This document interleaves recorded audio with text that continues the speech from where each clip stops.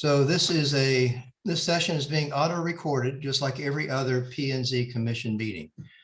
Please be advised that today we are also recording the video as well. Commissioners and staff will generally remain on mute except when speaking or voting, and will keep video of themselves on throughout the meeting. During public hearings, all normal rules, including stating and spelling your name, apply. Please use the chat feature to raise your hand to speak, and you will be recognized. Roll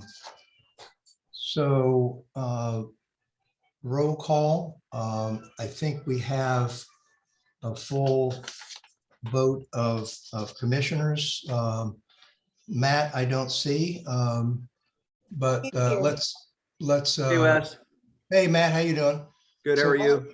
Yeah, why don't we elevate Matt and Rich to voting status? Isn't that 8? Let's see. Yeah, but we can certainly have 8, right? Ah, The more the merrier, right? I thought it was usually an odd number. Oh. No, we don't vote that closely. So we need to add 2 items to the agenda. Both letters from Stan Greenbaum, items 9D and 9E. Do I hear a motion for that? One letter dated June 7th, one dated June 9th, just a couple hours ago. I'll go ahead and move that we add letter from Stan Greenbaum, June 7th, and letter from Stan Greenbaum, June 9th, as 9D and 9E to the agenda. Okay. So that, yeah. I just need a second. So is that in addition to 9B, Yes. Donna? Okay. Yes. Mhm. All right. So there's 3 letters. There's 3 letters, but the last 2 came in after the agenda had been filed. I see. Okay. All right. So I'll second that, Donna. Thanks, Matt. All right. So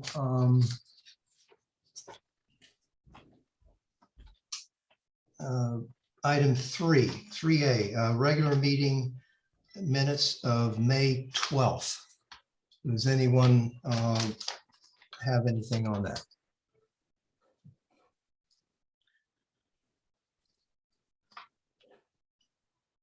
There was a lot there. I read through it. It seemed fairly accurate. I'll make a motion that we accept the meeting minutes of May 12th. I'll second that. Any other discussion? Those in favor signify by raising their hand. Motion carried. 3Bs, the special meeting minutes of May 25th.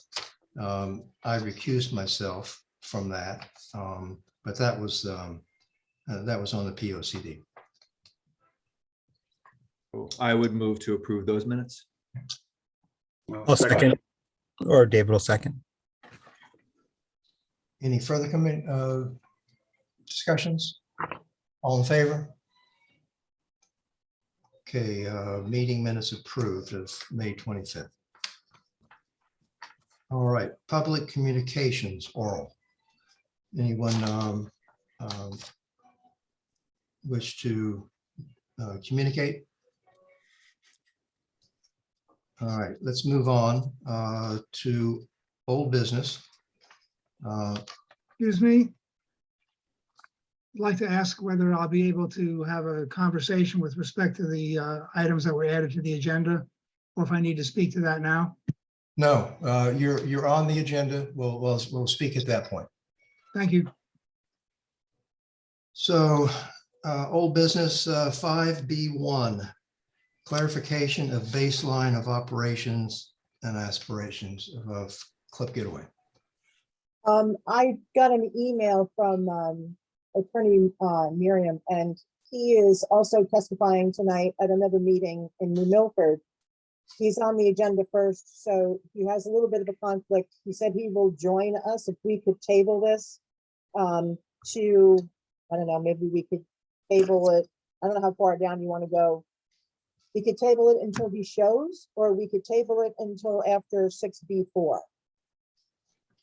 Okay, So it's at your pleasure. You said after 6B4, Yeah, so I'll make a motion that we table it to after 6B4. right. Is there a second? I'll second that. thanks, Karen. All in favor? Okay, we'll table until 6B4. So the next item is 5B2. David Brawley, 16 Longview Road, map 11, block 40, lot 49, construction of 60 by 40 storage building with living roof in the horizon line. David's on a plane. He was hoping to have landed by now, but his wife was supposed to be coming to the meeting and I do not see her yet. But there is information in your packet. We got the site plan from what's his name? Roy Haney, that showed the elevations around the structure that that he's proposing. And then David also sent in a bunch of pictures that were taken that shows the location of this proposed structure. I added a little bit of information to them just so that you could understand what where they're looking at as they are taking these pictures. And then I had also asked him a couple of questions. I had said that the trees that are with the blue marks on them, will they be removed? And he said yes. So in the picture, the trees that are marked with the blue dots, they'll be the trees that are coming down. And as you can see, some of them are not very healthy. Exactly, yeah. And, yeah, You know, so, and then there's an evergreen that looks like it's within the layout of the structure. And he said that would be moved to a new location. He wants to save that tree. And I said, the second picture says that it's looking east. And I said, just to clarify, is that looking towards the cul-de-sac and 15 Longview? And he said, yes, that is looking towards the cul-de-sac and looking where 15 Longview house would be. And then if you look at the one that's looking west, that property backs up to nothing but a huge forested area that is shown on the tax map that I had provided. 16 Longview is identified, and then that big area that is just total forest, that's the other location that the picture is shot towards. Donna, can I ask, before we get into discussion on this, Mhm. if you think that Mr. Boulay or his wife is going to come on, do we want to table this until after the club getaway and give them a chance to get on, or should we just go forward? That's up to you guys. I just thought that I would explain the pictures and the site plan that was submitted. But that would be up to you guys to decide what you want to do. If you want to wait for David or his wife. David said as soon as he landed, he was going to try to call. Yeah, why don't we go on? We're going to find that we don't have much applications, too many applications left. I thought that they supplied a lot of information. They supplied everything that we asked for. Quite frankly, they've made every attempt that they can to make this as low impact as possible in the horizon line. The grades, certainly from the photographs, they don't look too severe. From the topo map, it looks like they're going to have some grading, but that's up to them. this is of a minimal height, which is what we request, and the tree cutting is at a minimum. You know, I think as far as form goes, they supplied us a location map. I think we have a fairly complete application. Does anybody else feel that way? I think it's a pretty, I think he gave us everything that we asked him for. And I honestly just, you know, what we're talking about this because it's in the Horizon Line district, and I don't believe that it's visible from anywhere unless you're in a plane. So I don't know what anybody else thinks, but Yeah, the photographs, I think, answer adequately the concern about where it was siting and what was around it. So since it is not a giant two-story structure with lights, I don't see any reason that we would need more information at this point.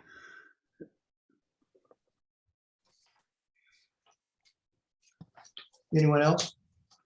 I agree with the other statements that were just made, Wes. I think we should be in a position to make a decision on it based on the additional information that we've received for this evening. Thanks, Karen.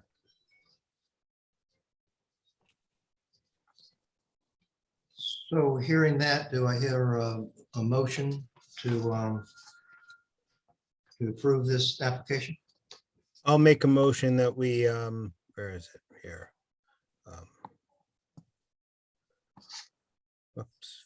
I'll make a 5B. motion that we accept application 41-22C, David Boulay, 16 Longview Road, map 11, block 40, lot 49, construction of a 60 by 40 storage building with living roof in Horizon Line Conservation District. I will second that. Any more discussion?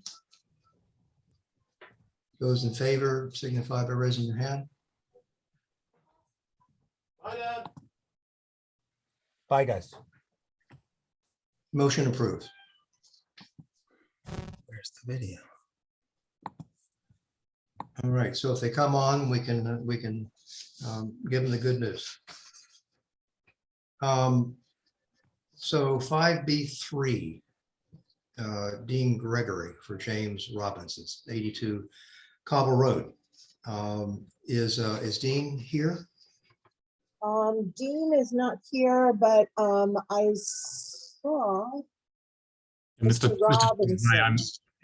I'm James Robinson. I'm the property owner, and I'm representing myself this evening. And I've got Joe Green with me, who you spoke to in May. Great. Thanks, James. Great. Well, thank you very much, Mr. Chairman and Commissioners, for allowing me to speak with you this evening. I submitted some paperwork last night. I apologize for it being rather late. I wanted to join today's meeting to try and start to address some of the questions and concerns that you raised during the May meeting. And you'll appreciate that there was quite a lengthy list of items that you discussed, and I'm not going to be able to address everything today, but hopefully can give you some answers and can come away from this meeting with a clear path forward of the things that I still need to do in order to satisfy the commission. If it's okay with you, I'll share the slides that I submitted just for clarity's sake. Can you see my screen? Yes. Great. So yeah, my name is James Robinson. I had submitted a letter, but somehow it didn't get uploaded last time. But just introducing myself and the intent of this project. I'm from the UK originally. I grew up in a rural village in southern England and moved to the United States in 2005. Have come to really love Kent as a town for its natural scenic beauty. And I absolutely share the intent of the Commission in not wanting to do anything that would harm Cobble Road or the really amazing surroundings that you have in that area. And I really hope that today you'll see my intent is to try and listen to what you have to say and to respond in a way that is acceptable, so that we can proceed with this project. So with that, following the meeting in May, I spent some time listening and re-listening to the conversation and tried to pull out of that conversation the areas of concern that I heard, and I boiled it down to these 5 points. Again, today I'm not going to be able to go through all of these points with satisfactory answers, but I hope to at least go through the first couple. I've ordered it sequentially so that if we can collect your feedback on the first 2, then I can go ahead and engage landscape architect, someone to work on the erosion issues that you discussed. We can do the cut and fill calculations that were also discussed. So with that, first wanted to address the position of the house. There was some discussion last time about the proposed positioning of that of the house development, and you also had asked for some information about the site and its current conditions. Just to get everyone on the same page, we're talking about the site on Cobble Road in this little green area, and next door to 60 Cobble Road and 90 Cobble Road. Here is a topographical survey of the site as it currently stands. We commissioned this at the start of the project, and there's a couple of things that I wanted to draw out from this. Firstly, there is a gentle incline or gentler incline on the lower downhill side of the property. You'll see the further up the hill you go, the more concentrated the contour lines are, making it really much more difficult to build. And there was discussion about, could we push the property further up the hill? I think actually that would require substantially more clearing and could potentially cause much more runoff issues and erosion issues. In talking to the owners at 90 Cobble Road, which I know was cited previously, I know they sit within the horizon line on top of the hill, and they have a very steep drive that goes sort of almost directly up, and they've had a number of issues.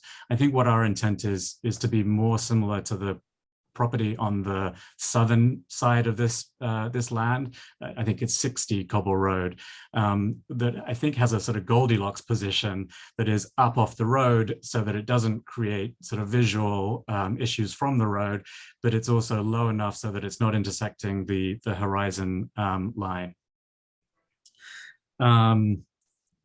You also asked about the current state of the land. And so a couple of photos that I wanted to share, and these relate back to the key on the previous slide. So this is sort of standing where the house is proposed to be built. And you can see that most of the current site is either new growth, I think it's largely birch, or it's deadwood or tree stumps or fallen trees and branches. We did engage a horticulturalist to come look at the site, and she was pretty clear that there was nothing of significance on the site. There are maybe 5 or so older trees that fall within the development area, and we would try to hold on to those as best we can. And in fact, by clearing the site, may even create more light and improve the conditions for those older trees.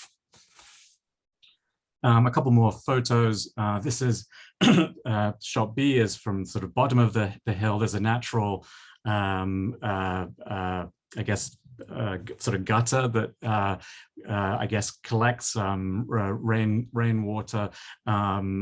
Again, and nothing of particular significance along the road, and a couple of other photos again which you can look at in your own time.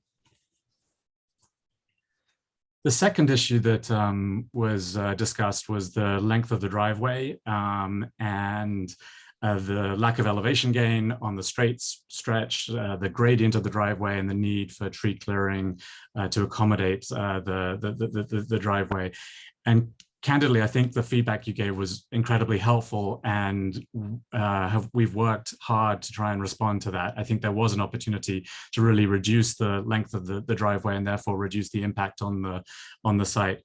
As a reminder, this is the site plan that was submitted in May, and that original driveway now marked in red is really very long, and that was born for a bunch of different reasons. I'm happy to go into it, but the upshot is we've tried to redesign to take account of your feedback. To make it easy to understand, this is a representation of the areas to be cleared. The orange bubbles are the areas that would be graded and therefore would need to be cleared, and at a later stage would be replanted with trees and native grasses and other erosion control measures, and the green areas are the areas that would not be disturbed. So our goal has been to try and reduce the orange areas and increase the green areas as much as possible. So we looked at a number of different options for the driveway, ways to get up to that sort of platform in the Goldilocks area. And working with Joe as the engineer, looked at the pros and cons of each of these different options and some others. And we settled on this proposed option, which essentially does a few things. Firstly, it reduces the length of the original driveway by around 200 feet, and therefore creates an additional 200 feet of frontage that is not disturbed by the development. We've reduced the amount of clearing and grading that would need to be done, but around 40%.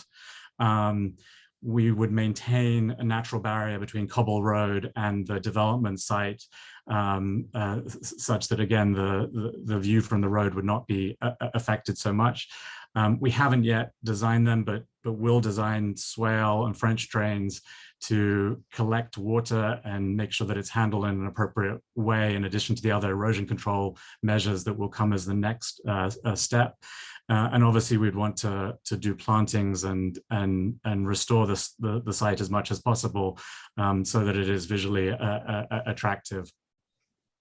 So this is the representation of the orange and green areas. You'll see that substantially reduced, a lot more green areas that are no longer needing to be disturbed, which I hope addresses at least one of the significant questions that you had. In summary, again, we've aimed to find the sort of Goldilocks position on the site between the horizon line and Cobble Road. The current site conditions, I think, can be improved. While it's a beautiful road, that particular lot is not does not have particularly remarkable vegetation or trees. We've reconfigured the driveway to minimize what is needed for grading and clearing. We've reduced the overall site footprint and the areas for clearing, and would be developing a detailed site plan with drainage, landscaping, and an erosion scheme as a next step. As well as the other items that we listed, the cut and fill calculations, confirming the access for emergency vehicles, and providing cross sections. But before doing that, we wanted to get any comments you have on this revised site plan. Thank you. Well, I personally think that this was a great effort, James. Thank you. It looked to me like you had moved the house back slightly.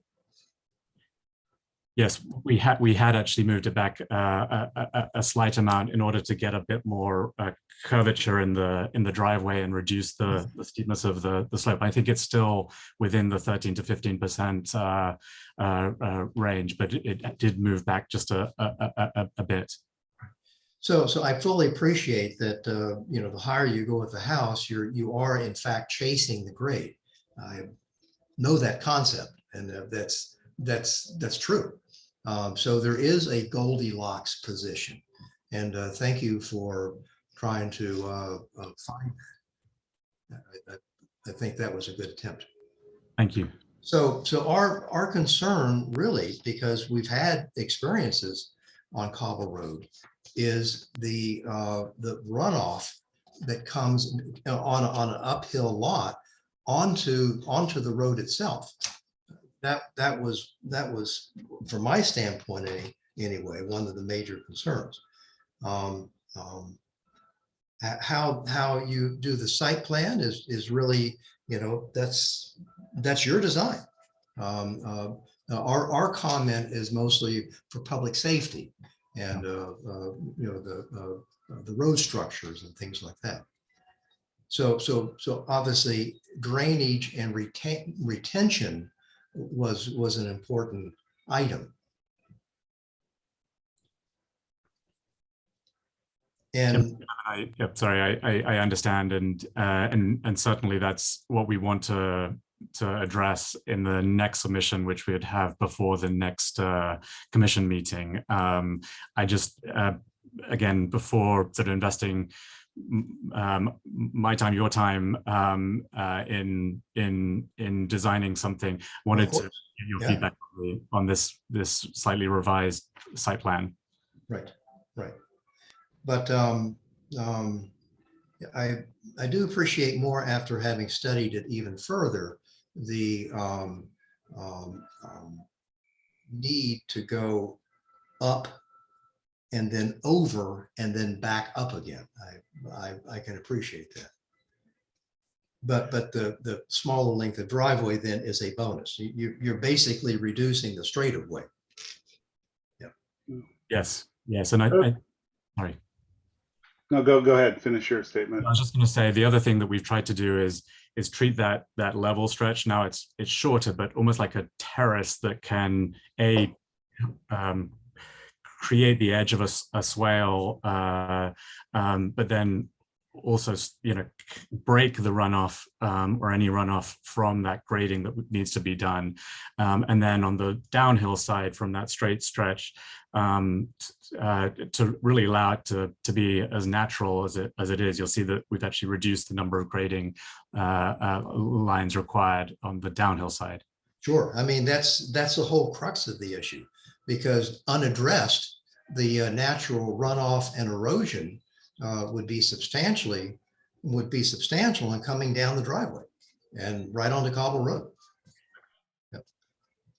Out of curiosity, with option F, what was the major cons of the very short driveway coming around from the top of the property? That's the one that looks different than all the rest.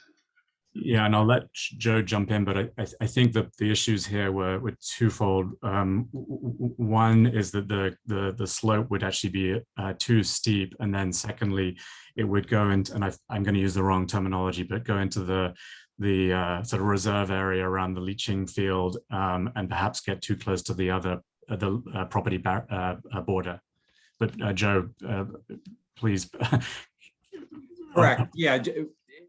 Because we needed to get up that hill, it's just the length of that driveway would not be long enough. And two, that's where our septic area is. So, we would have had to grade into that area, and obviously we would have affected that area. So we did not come up in that direction. We were trying to get length here to some degree, and that would not work. Thank you. Is this a paved driveway proposal? No. The vision is that this would be porous and would absorb water as much as possible. Right.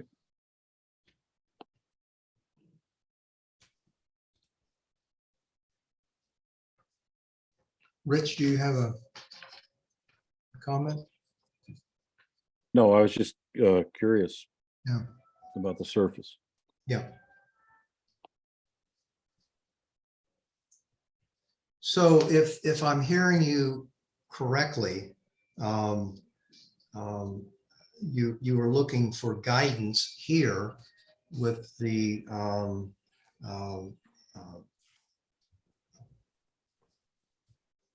I guess comfort to carry on with the design of the drainage, which is really our concern.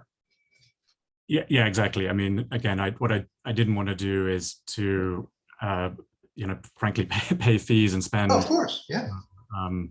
If the position of the house was really still problematic. Donna, does this address a lot of your concerns?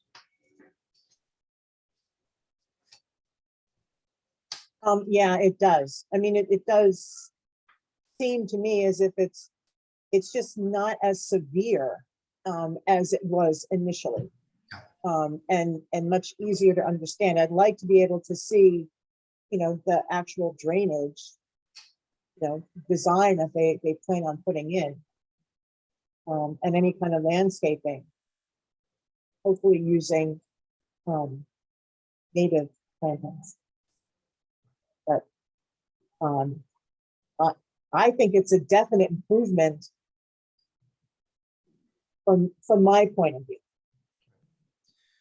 I One of think, the one of the other things that we had talked about and we were concerned about was we thought they were basically going to clear cut all the way down to the road. And I don't know if they were going to do that or not, but they have changed that and they have left the existing plants on the bottom part of the property, which will think will help with catching runoff and not change the scenic drive on the road so much. Although if the photographs are an indication, it doesn't look like there's a whole lot of vegetation growing in that area right now. It looks mostly like debris, detritus, unfortunately. But it's definitely wooded, if you drive along that stretch of road and it looks like Right. it looks like our Connecticut woods. I think that the applicant has done they're certainly minimizing the clearing to the east, if I can call it that, by moving the driveway further to the west. They've minimized the clearing around the leaching field, which I think is great. I think that they still have the opportunity where the driveway was coming in originally. They had the opportunity of the sort of flatter grade down near the road to put in some detention basin type drainage control. right. They still have that opportunity because they're still somewhat adjacent to it. The one comment that the last comment that I'll make is that it would be great if you guys paid attention to, and I believe you said that there was going to be a pool going in to the west of the house, and if you're not going to do that right away, there's no construction access after you build the house. So I know it's a cost concern, but if you could do all the development at the same time, so you didn't have to create a new access to get up into that flattened area, that would be beneficial.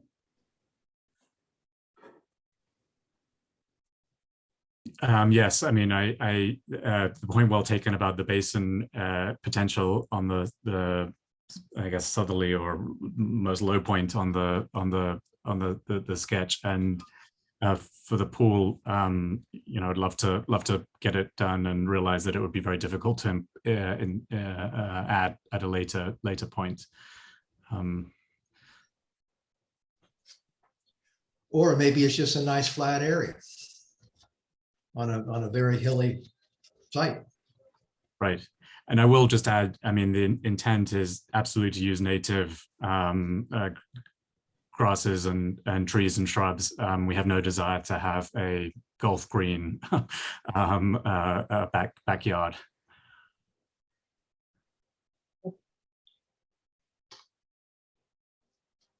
Mr. Robinson, could you do me a favor and put up the map again? I'm curious to see where the actual horizon line is, if it's on your site plan. I didn't notice it before.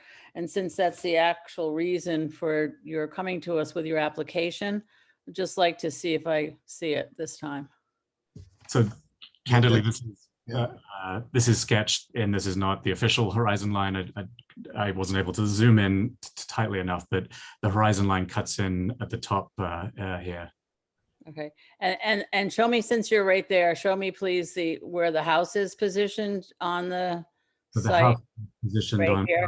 point A, which is the sort of view from this photograph. Very good, thank you.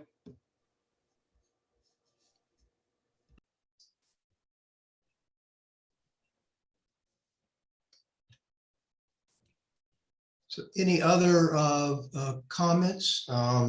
So what I'm taking it is that we would table this until next meeting when you can produce some drainage retention.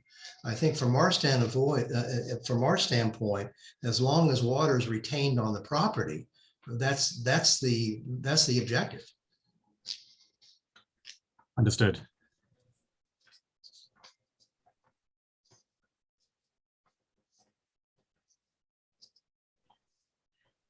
Thank you for your additional feedback, and yes, intend to come back in July with those additional plans that hopefully sort of fully address those questions around drainage. Great. Then I guess I would move to table application number 42-22C to the next regularly scheduled meeting where we will receive additional information. I'll second that. Any more discussion? Please signify by raising your hand for approval to table. Okay, so we'll table that until the July meeting. And James, thank you very much for your input here. Yeah, no, thank you for your time, and I again really appreciate all the comments and look forward to seeing you again in a month. Terrific. Great.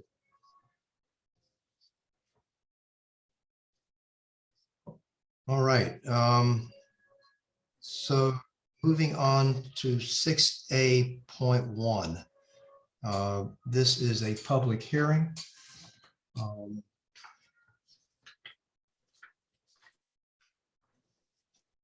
And I would read in the notice of public hearing. Town of Kent Planning and Zoning Commission shall hold a public hearing via Zoom meeting on Thursday, June 9, 2022, beginning at 7 p.m.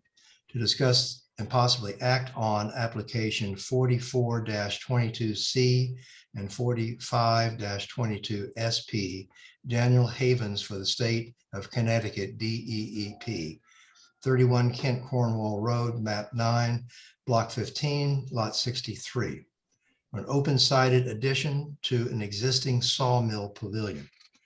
Any corresponding documentations will be attached to the agenda, which can be found on the town's website. At this hearing, persons may participate and be heard. Any corresponding documentation will be filed in the June 9th public meeting folder. At this hearing, persons may participate and be heard. The Zoom meeting number can be located on the official agenda and will be filed on the Town of Kent's website a minimum of 48 hours prior to official Zoom meeting. Wesley Warwick, Chairman. So this is a small addition to antique machinery campus, if you would, shown on the site plan. That is considerably off of Route 7. Is anyone here from Antique Machinery to talk about this? Yes. Dan is here. Oh, Dan, thank you. Yeah, so I can explain the addition. It's 28 feet by 40 feet, abutting our existing sawmill pavilion. The distance from the river is 280 plus feet, and our sideline setback is 31 plus feet. Okay, wait. So, yeah, you just made the side yard. That's good. Yep, the only thing, it will have siding on the sides. I did see in the agenda, it said open sided. This will actually have siding with removable panels for the public to view the equipment inside. Right.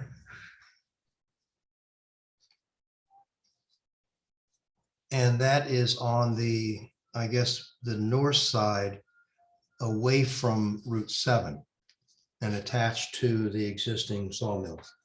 Correct.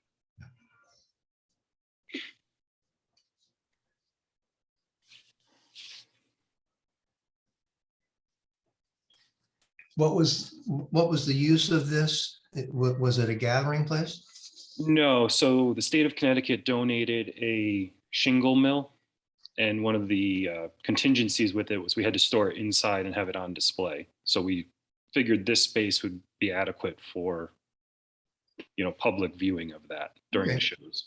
All right, so no intended use, it's just it's an exhibition. Exactly.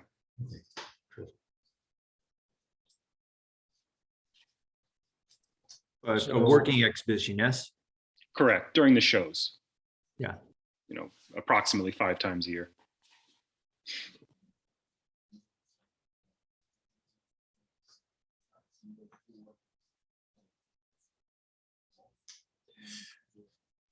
Donna, aside from the fact that this needed to be a public hearing, did you have any zoning issues on this? No, not at all. We do have approval from Kathy Weber. So we've got Torrington Area Health approval, and we also have, and I think I put that in the packet. There was a letter from the DEP giving them permission to go ahead and apply for the application. For the work. So there are no plumbing facilities. This was, so Torrington Area Health got involved just because it was an addition. Yeah, the actual reserve for the area is actually in front of the sawmill in that big open green area.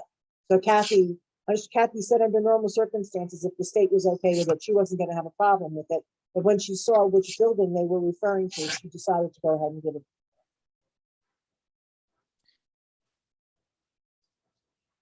Right.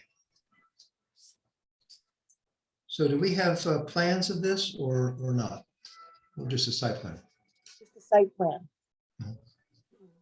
There should be elevations as well, correct? Yeah, they should be in there. Did I miss that? I might have.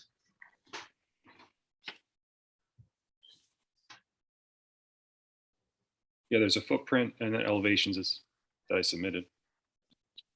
Is this structure in itself an antique as well? No. Okay. No. I don't think the elevations made it in. I just saw the site plan.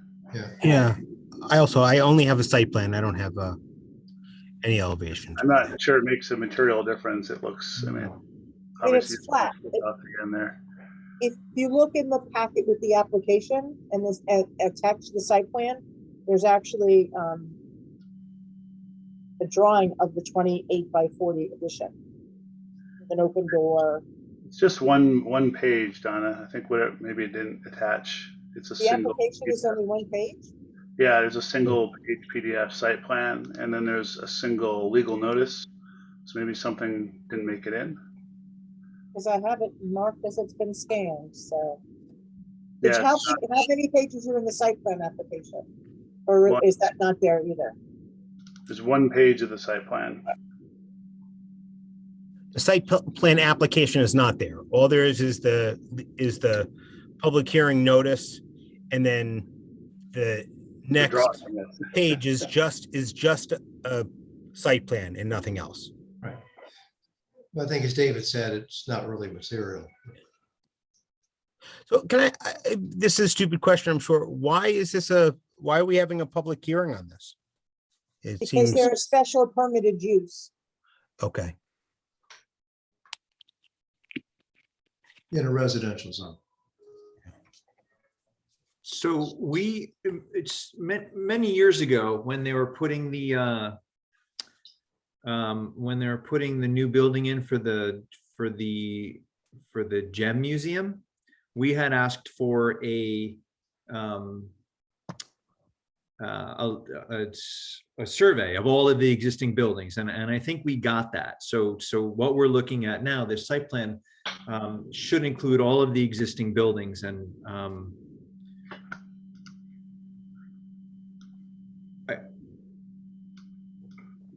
without the elevations, it's sort of hard to tell, but that's really in the very far back of the property, right? It backs up against the woods, and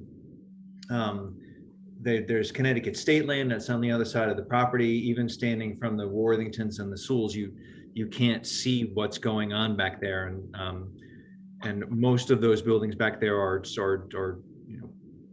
well, some of them are just pole barns, some of them are open structures. I think this is in keeping with what the Antique Machinery Museum does. That's going to blend into the existing, for sure. Yeah, all the siding will be rough sawn to match everything else. Same metal roof to match the existing sawmill pavilion. And this is the complete site plan of all the structures that are on the property. Yeah. Is that correct? No, there's some missing. Oh, no, yes, this is the entire thing. Okay. Because the top part of it is the river. Right. Right, I see, right. And I see Route 7 and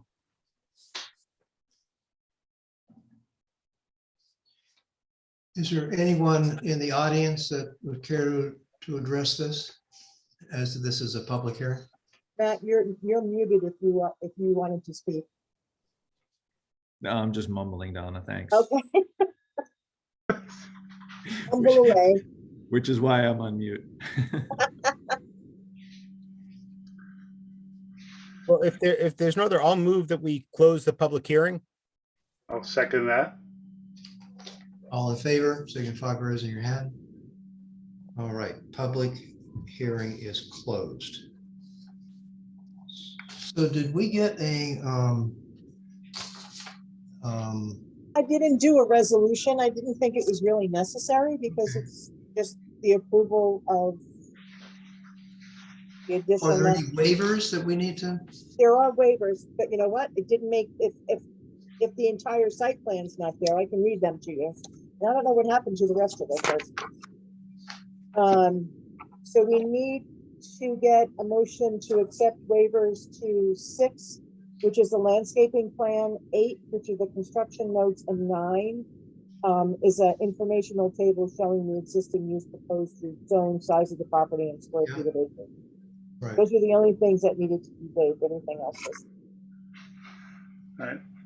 I guess I will move that we waive 6, 8, and 9 of the site plan application. There were more, right? 6, 8, Donna, there were more, right? No, just 6, 8, and 9. Okay, perfect.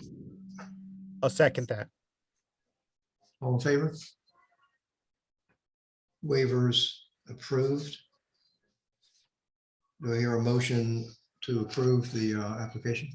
I'll make a motion that we approve application 44-22C and 45-22 SP Daniel Havens for the state of Connecticut DEP CAMA 31 Kent Cornwall Road, map 9, block 15, lot 63, open-sided addition to existing sawmill pavilion. I'll second that. With the understanding that's, I'm sorry, Wes, with the understanding that the sides are not open, but they will have Correct. removable panels for viewing. Okay, yeah. Amended as Matt said. So sides not open and removable. Right? Correct. Is there a second to that? I seconded it. Oh, I'm sorry. Thanks. Thanks, Dan. So any further discussion? All in favor? Say aye. Okay. Motion. Just could we just so we have the actual application added to the folder, maybe just to. Yeah, I'll rescan it in. Thank you. Thank you, Dan, very much. Thank you. Right. So I guess 6 1 is next. John, are you here? I saw you at the very first. John Casey.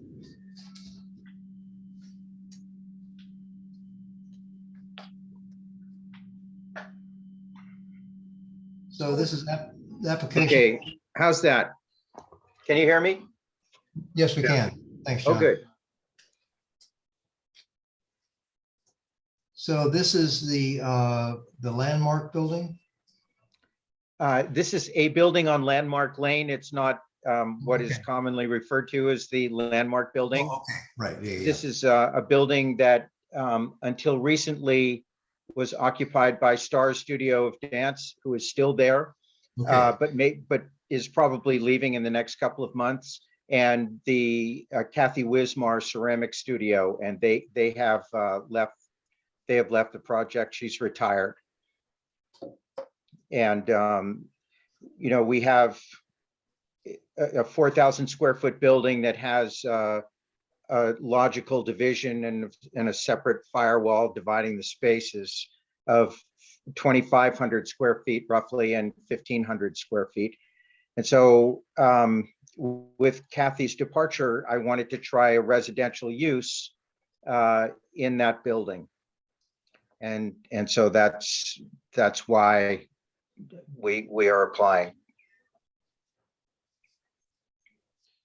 Well, I think mixed use is always a good thing. I think it will work well.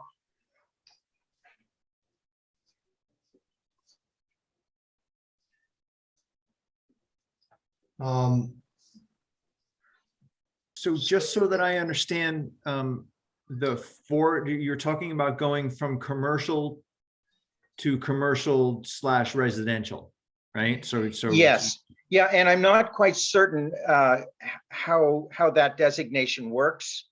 As I said, you know, for another 2 or 3 months, it will be, if everything goes well, it will be commercial use in one portion of the building and residential use in another portion of the building. And then probably by the end of the summer, my intent is to convert the second space to residential use as well. So then it would be residential. But for the next 90 days or so, we are proposing a commercial and residential use. And then what happens when the residential use, if the residential use isn't working out? Does the use, and I guess this is a question mostly for Donna, does the use then, can they switch back and forth between residential and commercial? Yeah, I mean, there's nothing that says that they can, if they want to spend the money to change the building. That it's, you know, it's going from residential to commercial and then back again, they have to take all of that out.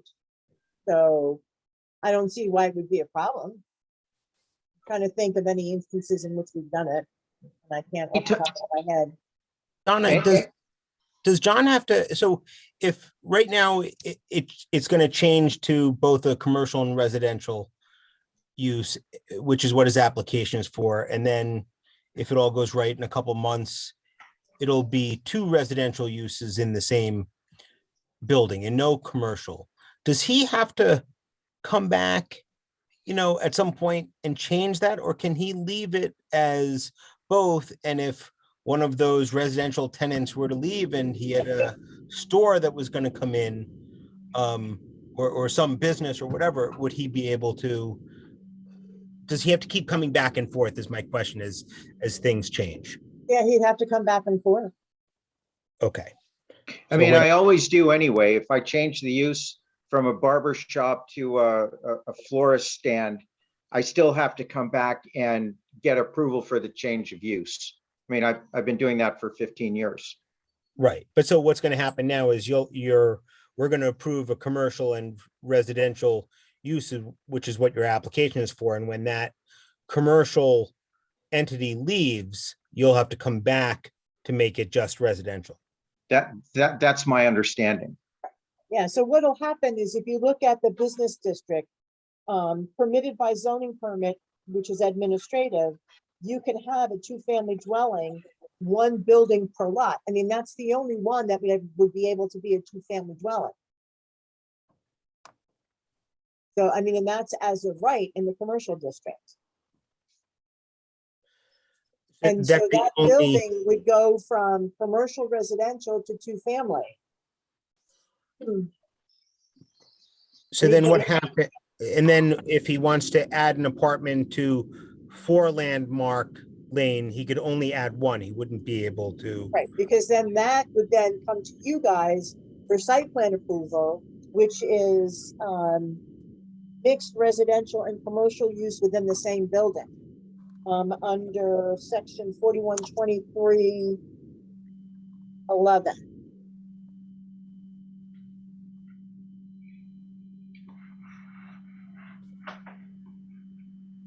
So John, will there be basically 3 spaces that you envision? There's one that you're doing right now, which is an apartment. Right. So then your vision is to have another apartment dwelling, or apartment's not the right. Well, yeah, It's an apartment.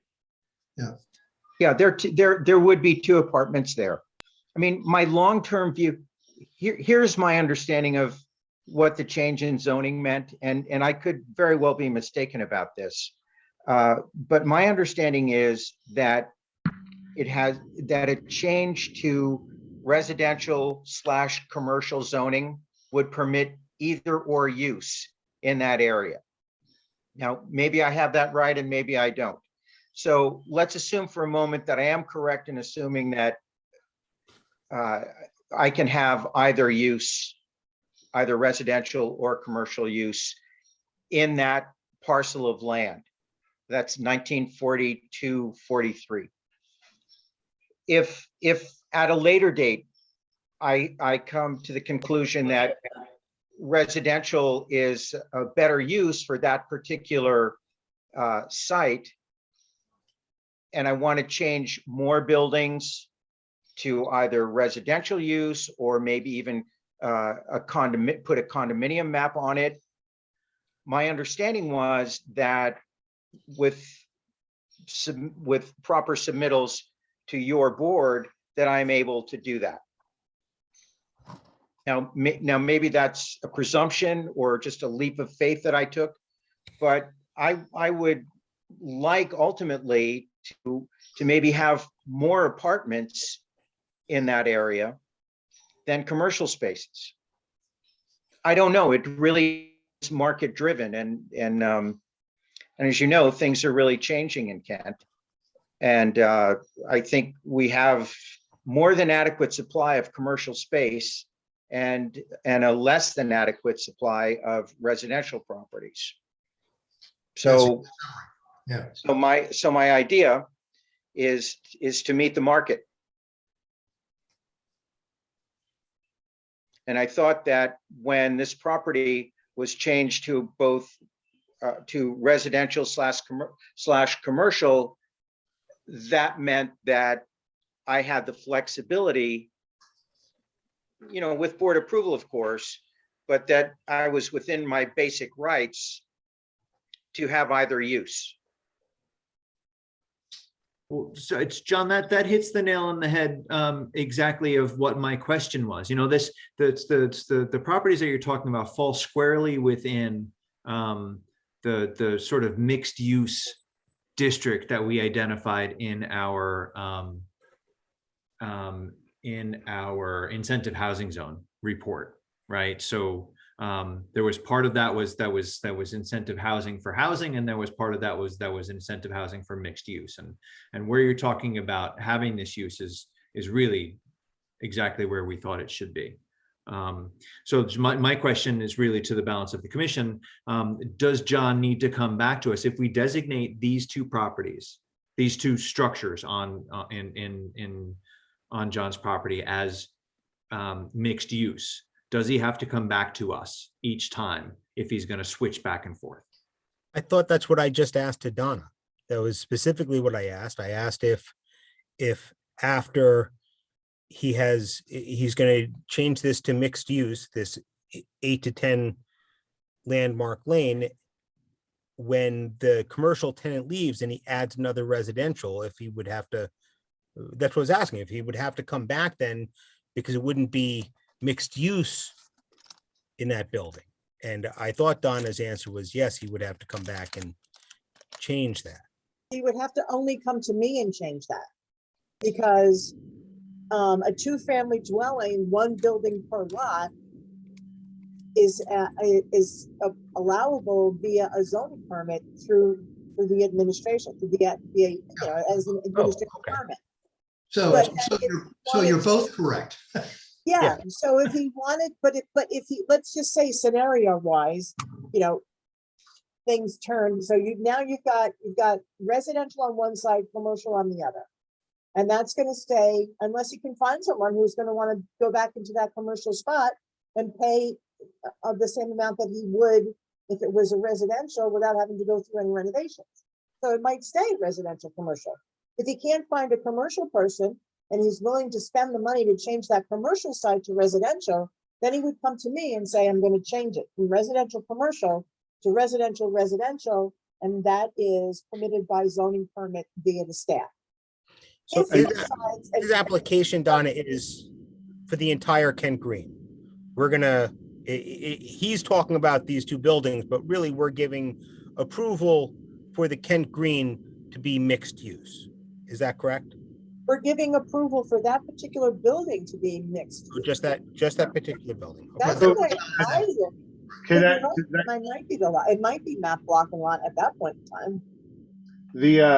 this refers specifically to the two buildings, right? 4 and 8-10. Are those on a single lot, and it's just those two buildings?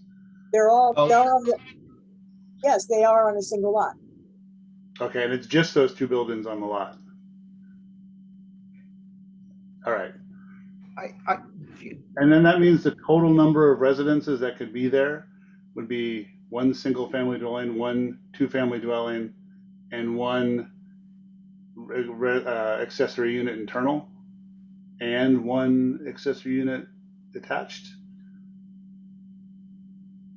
I guess this is where I'm confused. So 4 Landmark Lane and 8-10 Landmark Lane are one lot. Right. And the buildings on the other side of the parking lot are different lots. No, No, they're the same lot. That's the Okay. same lot. So That what was- is the lot? What is because I don't understand what the lot is that we're talking about. What, 1942-3. Do we have a drawing of what that includes somewhere? It's the whole I've thing. submitted several drawings. I'm not sure if I did on this application. I think I did. We only have the one Google Earth photo that I can see. And a checklist. I'm just trying to, because I just want to understand which buildings are in this lot. I like the application. I just don't understand. There are 4 buildings on the lot. Just the 4. So it's 4 Landmark Lane, the building that's across from it that has the Chinese restaurant. There's 8-10 Landmark Lane, and the building that's across from it that houses whatever it houses. The yellow building where my office is. Yes, that's correct. That's So those correct. 4 buildings are one lot. Correct. And the building that is on the right-hand side that backs up on the big field that has the parking lot on the backside, that's a totally separate lot. That's been subdivided, correct. Okay. Okay, so So it seems like that's if what I we wanted to understand. if we say this is approved mixed residential commercial use, then he could do that in any of those 4 buildings, and Donna could sign off on it without coming back to us, subject to the limitations of the total number of dwellings in all of the buildings on the lot, which would be limited to the 3 plus the accessory dwelling units.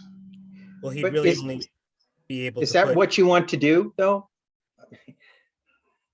I mean, to me, if I have 4 buildings there, and over time, the market says, you know, Kent is still really short on housing. Do you want to preclude putting more residential units on that site? No, but we'd have to change the zoning regulation for it. I don't think the zoning when the zoning regulations were being drawn, I don't think they contemplated this as a possibility. So John, I will say that just like the conversation we had the last time, that, you know, I know you don't agree that we shouldn't not just change the regulations because we think it's the right thing at the time. Or just ignore the regulations because we didn't think it's the right thing at the time. You know, I think that, and that's what we did the last time you came in front of us. I know, but I keep coming back to the town has I mean, I don't want to use the term crisis, but I will say the town has a housing problem. And I think that it would be incumbent upon the board to find a way to allow the regulations to encourage a resolution of this fundamental problem that we have. Well, we are, and that's a point well taken. Just like David said, I'm sorry, and I'll shut up. I'll just say this thing. Just like David said, if we feel the need to change the regulations, then we just say change the regulations. We're running through the plan of conservation and development right now, and we understand that we understand the housing, the need for housing. We just can't approve something that's not in the regulation. So you'll say to us, John, we should change the regulation. And we'll say Yes. to John, we should consider changing the regulation. But for right now, the regulation is what we have to work with. All right, that's it. I'm off my soapbox and I'll be quiet now. No, but I think, but that is exactly what it is. We have regulations that we have to work within, regardless of whether we like something that's going to happen. And so the proper way to go about that is if John, if you turn around and you want to add 2 apartments to another one of those buildings, which wouldn't be allowed right now because you can only have one multifamily dwelling on a lot, then you would come before us and we'd figure out how we change a regulation or add a regulation to be able to make that work. Right. But And I appreciate your saying that. Because you all like it. Right. But why change? What did, when the commission elected to make this commercial / residential, was that the concept? Was it just, okay, you can add 2? I mean, was that because we have a whole bunch of other complicated regulations that foreclose the possibility of putting in more units? I mean, I just don't think it was done right in the first place. It may not have been, John, but You should join the commission, John. John, No, I do it right believe me, for I have us. way too How about many that? conflicts. I have John, way too you- many conflicts. I you have think a one of the Take it unique- things that, seriously. I think one of the things that had happened was when we looked at the regulations, when we were rewriting the regulations, we looked at Main Street. And there's a lot of buildings on Main Street that have commercial on the bottom and residential on the top. And there's your mixed commercial residential. Never thinking that this would be an option in this area because they were buildings built to be strictly commercial. And they are not residential buildings that had been converted to commercial and residential. And I think that's where that came from. I totally agree. I absolutely agree with you. So I think that, like Adam said, if you want to add more, then we'll have to figure out a way of accomplishing that. But So John, whether- you could start that. And it's not, you don't have to wait until you have some tenant and start going through leaps. You could put an application in next month to start to change this. Well, Because if you actually, change I'm the working on that regulation- because I'm in the process of hiring Gary Hawk to draw, some sort of map to show a greater subdivision of a condominium map to show a greater subdivision of what's there. then honestly, John, I think next month you should have an application before us to change or amend or create a new regulation that would allow you to have more than one multifamily dwelling. But, you know, honestly, your property is unique in Kent. We don't have other large properties like this. Large commercial properties are now going to be commercial / residential properties with multiple buildings on it. It's just, you have a unique situation here, so we It's can a change it. hybrid, I agree. Right, but I if agree. you look at special permit section 4124-20.26, it's the adaptation of one or more existing buildings and or structures for residential use, including multifamily residential uses, subject to the following provisions. We already did this when we converted the railroad car, those 3 different structures over by the Pizza Garden.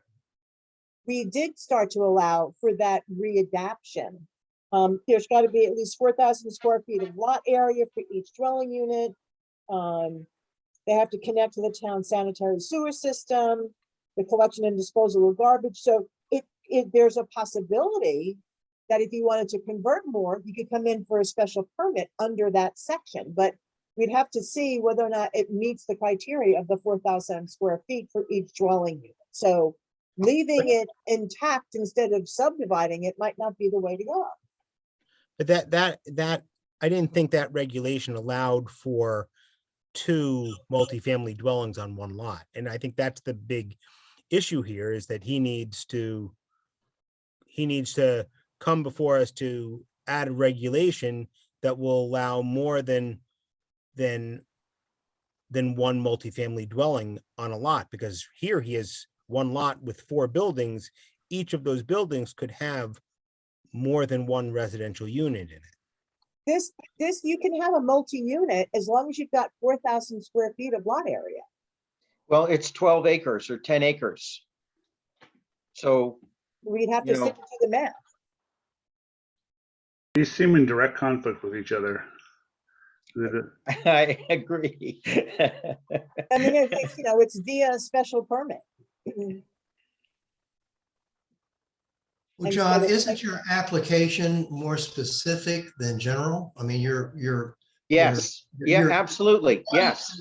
simply utilize one of those spaces in that specific building Yes. for residential. You're not looking for a general sweeping change here.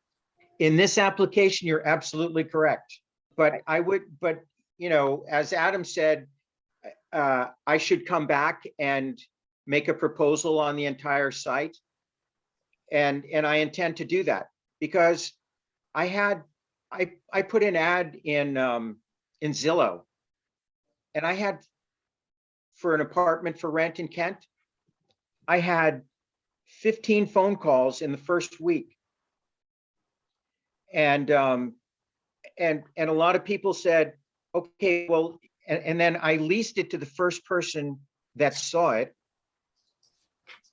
But before I took the ad down, I had more calls, and they said, if your deal doesn't make, call me back, please, because I know where it is and I want to lease it. So all I'm saying is that there is a huge demand for this type of product. Well, John, we don't debate that, but that's not the application here. No, and I'm not, that's a parenthetical comment and observation on my experience in the market, which I thought you all might be able to benefit from.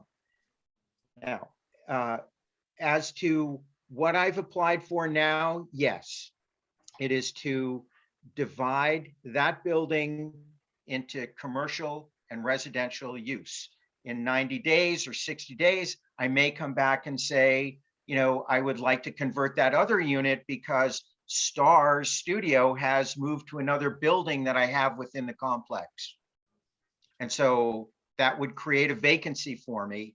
And I would, when I have a vacancy on that site, which again is 10 or 12 acres, then I would like to be able to convert that use if it's consistent with market needs to a residential use.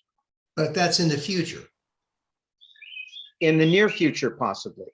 Yeah, but right now, you'd like permission to take one of those spaces and use it as commercial. Correct. Yes, correct. Absolutely right. We got off of what the application was. We did. So going to the application, unless somebody else has any other questions, I will make a motion that we accept the waivers. The waivers 3, 4, 7, 8, 9, 11, 12, and 13. Second. Any discussion on that? All in favor? Waivers approved. So on this specific request, simply to have one of those areas, and John, what was that in square footage about? The space that's to be converted is 1,532 square feet, and the space to remain commercial for the moment is 1,475 square feet. No, I'm sorry, what was that again?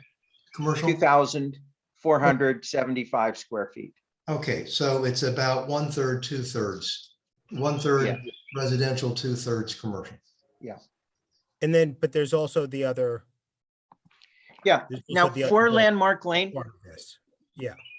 let me explain the presence of the number 4 in relation to Landmark Lane, 2-8 Landmark Lane. At that time, that I submitted the application, someone was interested in purchasing 4 Landmark Lane, which is where my bird store used to be and where Chris Naples' studio is soon to be vacated. I had someone who was interested in purchasing that building as a residence. And I had someone who was interested in purchasing that building as a replacement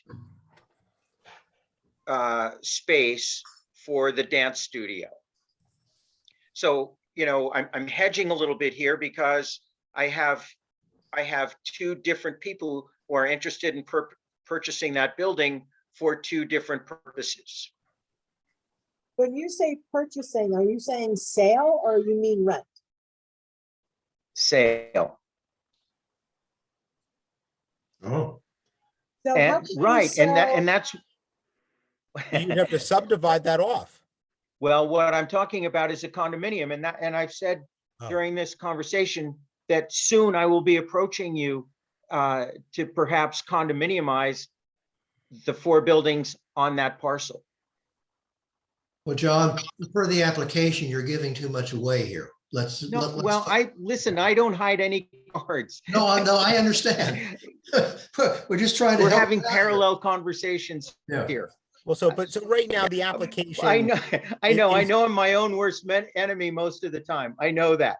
Well, I just want to get through the application. So the application right now is for a mixed use.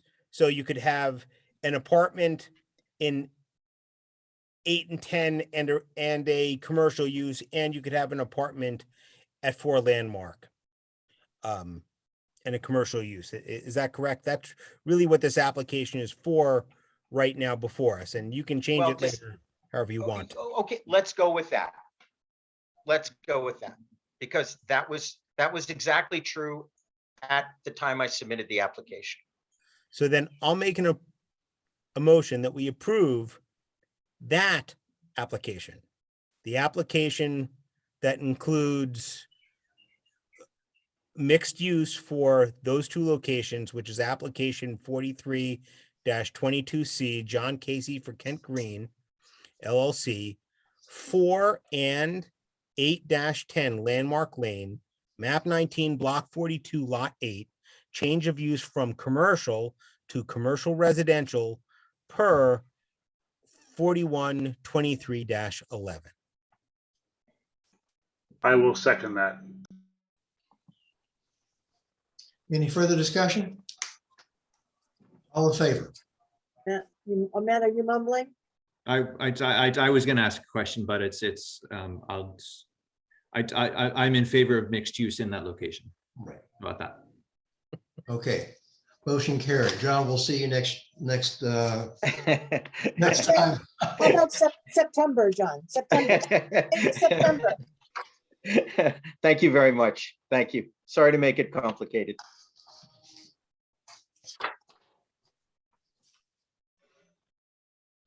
All right, so 6B2, appointment of Victor Lewis and Joan Wasti. Well, this is actually, the Architecture Review Board had 4 openings. I put something up on Facebook. We got 4 applicants. And so now we have a recommendation from the Architecture Review Board after meeting with the 4 people that Victor Lewis and Joanne Ross to be appointed to a member position on the ARB, and Jonathan Moore and Jessica Pleasance to a position as alternates on the ARB. So I have the motion written. If you want to listen to it, if you want to make any changes, that would be fine. But it's to make the following appointments to the Architecture Review Board. Victor Lewis as a member with a term expiration date of 8/10/2023. Joanne Wasti as a member with a term expiration date of 8/2/24. Jonathan Moore as an alternate with a term expiration date of 7/11/24.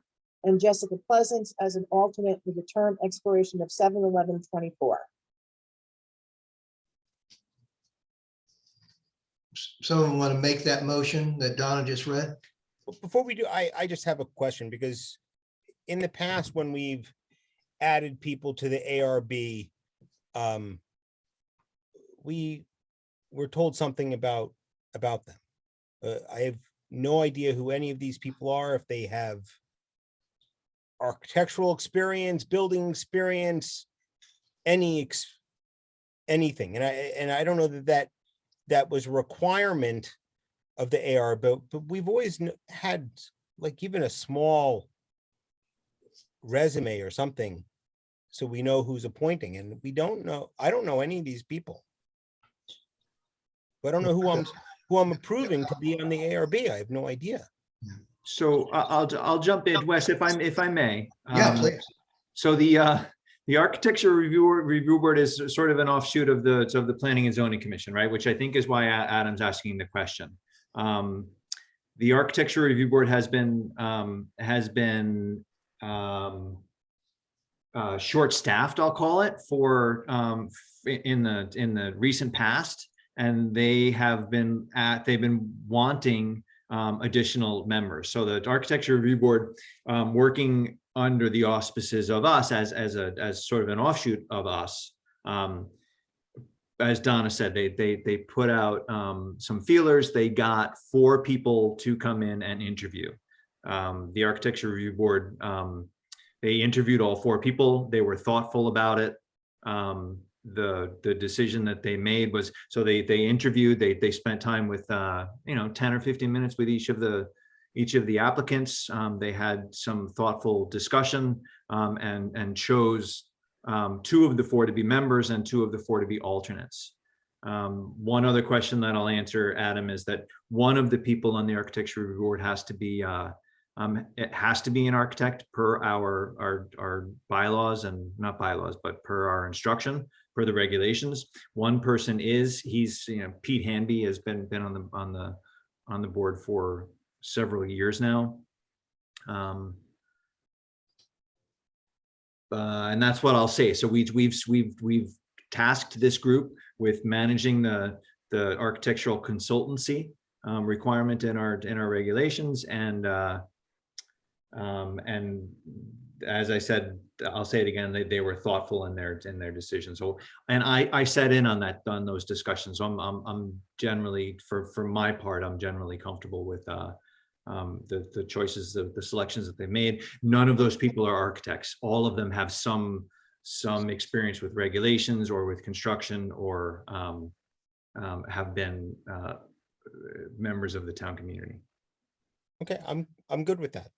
That's, I need to know that somebody that we know did that. Thank you. Yeah, I mean, it's just me, you know, I'm just the guy. I put up on your screen, this is a small blurb about Jonathan Moore, who is being recommended as an alternate. He's got 20 years of experience in construction sales, specializing in millwork, from moldings to stairs to doors. And then he knows window packages and that kind of thing. So he has some kind of, at least some feel for style and construction.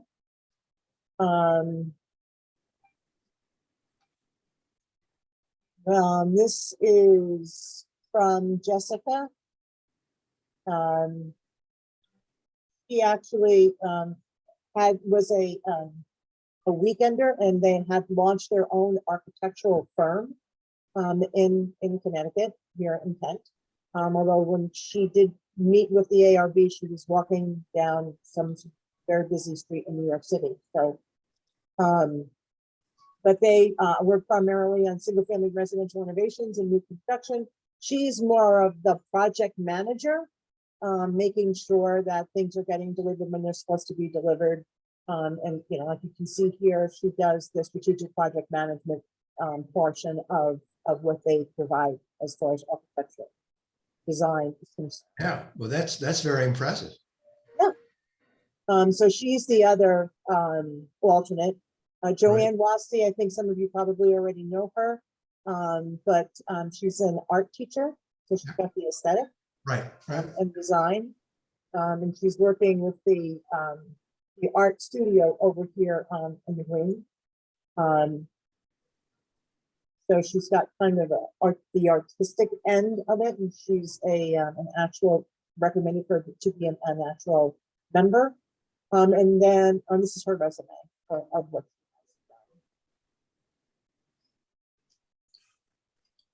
has done. Wow, you know, we didn't have to submit this kind of stuff. And then the other person, Zoning commissioners, wow. yeah, you know, I mean, We were voted on. Yeah. and then Victor Lewis actually was a window designer for Macy's. I don't know what happened to his, it might be in a separate folder. So, you know, he has the design aesthetic and understands, I think, where the architecture review board is coming from. So he would be, he's going to be a good fit as a member. So those are your 4 candidates.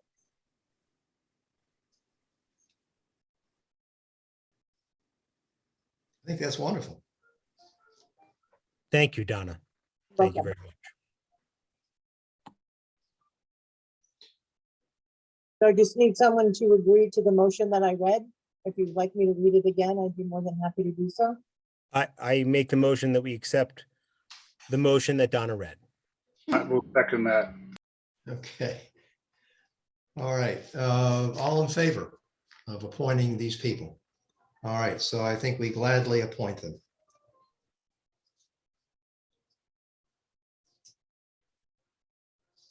All right, so 6B3, the engineering firm.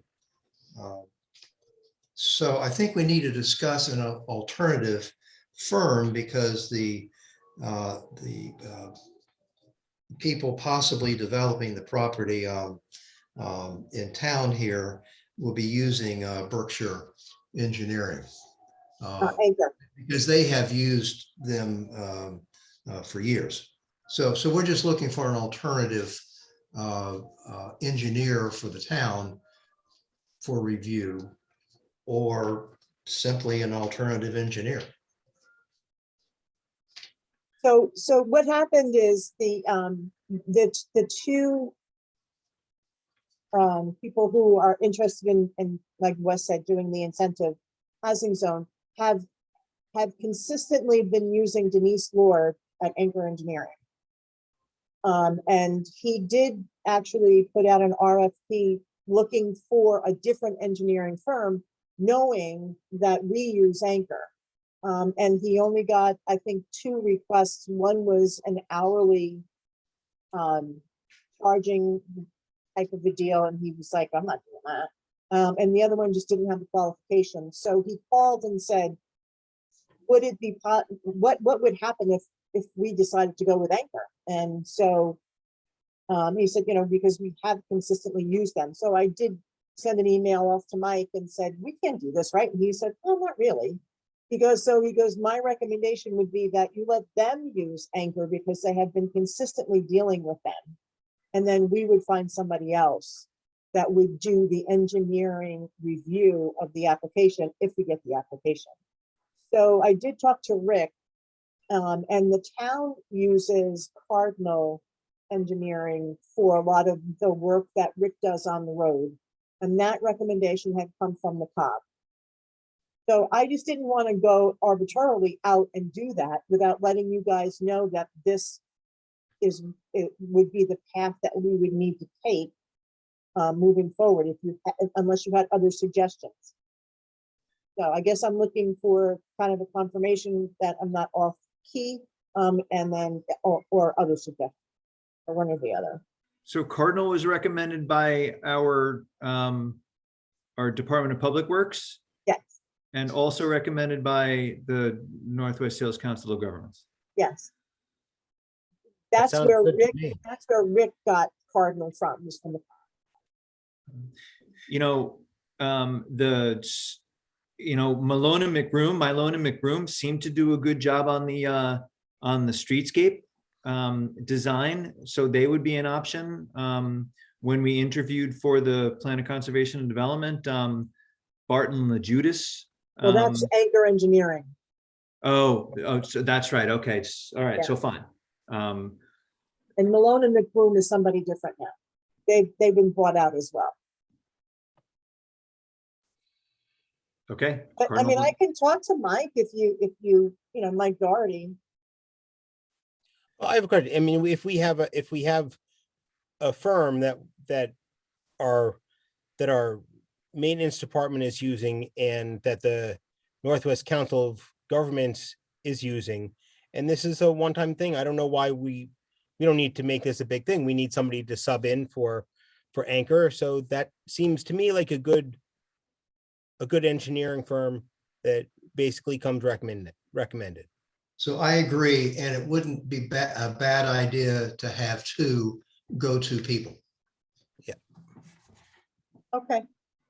I will, I'll let Mr. Freeman know, and then I'll find out who a contact name would be. I should check with Cardinal first to see if they'll be willing to take it on. Yeah, that's a good idea. I mean, and if that doesn't work, then I'll talk to Mike at Malone and see Malone and McBroom, whatever their new name is, and see if they would be willing to take it on as a one-shot deal. Okay? Great. So you don't need anything else from us, right? No, I just wanted to, let you know that that's what's going on. All right, then. Donna, you want to talk about 6B.4? Yeah, I got an application from a electric charging station installer to put in 2 electric car charging stations over on the Kent School campus. It's not on the campus, it's next to where the facilities building is, in that parking lot. So, it would be for, like, I'm assuming it would be for the Kent School staff. But my question becomes, we are now looking at putting in electric car chargers, which permanently attached to the ground falls under the structure definition. So we had talked about changing the zoning regulations to reflect, to not eliminate, but to allow the car charging station. So that they're not considered structure, and then they can just go in. But I don't know if you guys have been reading the paper recently. Litchfield turned down an application to put in car charging stations in one of the shopping centers because this company comes with not only the charging station, but 7 feet of additional advertising digital advertising on top that spins around and, does all this kind of stuff. So I think if we're going to change our regulations, we need to exclude them from being the design of a structure, but then we need to come up with a definition of a charging station so that we won't get that kind of advertising on top of it. That's not what we're looking for. Unless you are looking for that, I would. I think that's a good call. We're not looking for it. Right. Well, it is a filling, it's a filling station of which cars pull into. Right. Yeah. So I told this guy that this is what we were going to be looking to do, and hopefully we would try to be able to get all this done before September when school gets back into session again. And then, because they have to go through the wetlands process because they're within 200 feet of the river. Otherwise, they'd need to meet their setbacks, and that would end up putting them in a Right. location. Really not a viable. So, Donna, in this case, Kent School, that's going to be a special permit anyway, right? Yes. So, Well, no, because then they wouldn't be considered a structure. They would just go in. no, but right, as it stands right now, that As is it's, structure. Now, it was allowed at Town Hall because it's government. they were allowed. They were excluded. They were, yeah, the town of Kent is exempt from the zoning regulations, and that's why they did not have to come to us for the installation of this charging station. But So- if Kent School requests it, then they have to come to us via a special permit as it would stand right now, since it's structure. Yeah. So we have the opportunity, being that it's Kent School, to review it. But do you really want to have a special permit for, I don't want to say a small charging station, but, I just think it's a little bit ludicrous to require them to come before us to put in 2 structures. Well, not if they have all these advertisement and light shows and all of that. But they're not going, that wasn't their proposal. Oh, okay. Their So proposal, what I'm saying is that we have a review process that could apply to Kent School. I'm not saying we shouldn't go forward with some regulation. right. But we do, and I think the issue is going to be that they're not going to be able to meet their setback requirement based on where they want to put it. So they basically want to put it on the edge of this parking lot that's probably 5 feet off of Shattuck Road. And so it's a structure, then they wouldn't meet their front yard setback. So we want to have, didn't we talk about trying to have a specific regulation for electric chargers to avoid the setback issues? Yes. So, I mean, is there any reason we can't just kick that off? And is it going to be an ordeal to do? We need a special hearing or a public hearing for it as a regulation? Yeah, because it would be a regulation change. So that's basically what I'm asking is, are you in favor of me starting that process to change the zoning regulations to? Can you add it to next month's agenda so we can work on a regulation, and then you can and talk about the issues like advertising, and then you can go forward. I actually think it's an important thing for us to do, because it would be good if other property owners in Kent, commercial property owners had charging stations. Yeah, So I let's can put put it it on next month's agenda. Yes, please. with some suggestions on how to go about changing the zoning regulations, that kind of thing. Okay. Yeah, why not? Yeah, it's certainly addressed in the plan of conservation and development in this rewrite, this changing of the regulations to allow for electric vehicle charging stations to be more permissive. And it's just a question of when we start that. Donna's asking that we start that now, asking if we can start that now. And I'm in favor of starting that now. I thought that we might kick it to Glenn and ask him to give us some guidance. And so if that's the pleasure of the commission, then I think that Donna, we're planning on talking to Glenn about helping with some ideas. Yeah. I I think mean, that's a he had great time said to start. it would be really easy to do. I mean, he had said, you just say a structure is something that's permanently attached to the ground, with the exception of electric charging stations, as long as they don't have 7 feet of advertising that spins around and lights neon at night. So, The Or 40 any foot advertising at all, right? So, okay, that's great. okay, all right, that's it.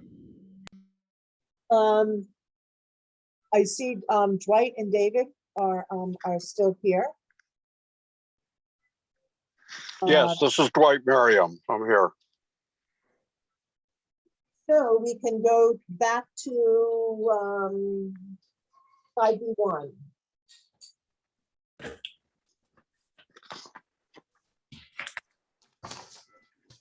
Okay, well, can you hear me? I'm stuck in a Yes. car in a parking lot. So we can hear you fine. Okay. Do you want me to begin? Sure. I mean, the Okay. commission got the information that you had submitted. All right. So if you want to go through that. Yes, well, you will recall the discussion that the commission had was why didn't David Schreiber and I write up a memorandum or an outline of what we thought the alternatives were for dealing with Club Getaway, which presently is a non-conforming use, which is not expressly regulated in the regulations. So, and there was some thought about whether Glenn Charlder should be addressing this in the POCD or not. So I addressed that issue. It's not essential, but I do think, I happen to be a planner as well as a lawyer, and I do think it's an important use in the town.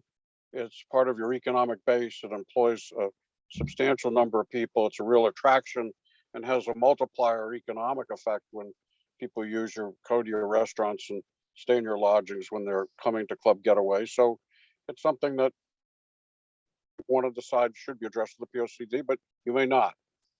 And after that, it becomes an issue of regulation. And what I did was outline here 5 different levels of regulation, from as of right, and I gave my recommendations as to each.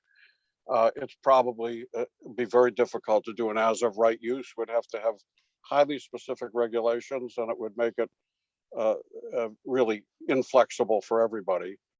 And then you got 2 levels of site plan review. A lot of times we forget that you can have site plan without a public hearing, and you can have site plan with a public hearing.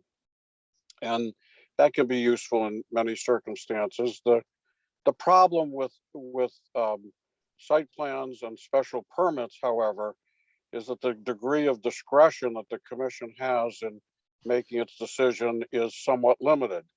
And each of these techniques, as they go up, have increasing discretion for the commission. So I talk about as of right, then I talk about site plans without a public hearing, site plans with a public hearing. Again, I don't think that's necessarily the best way to go.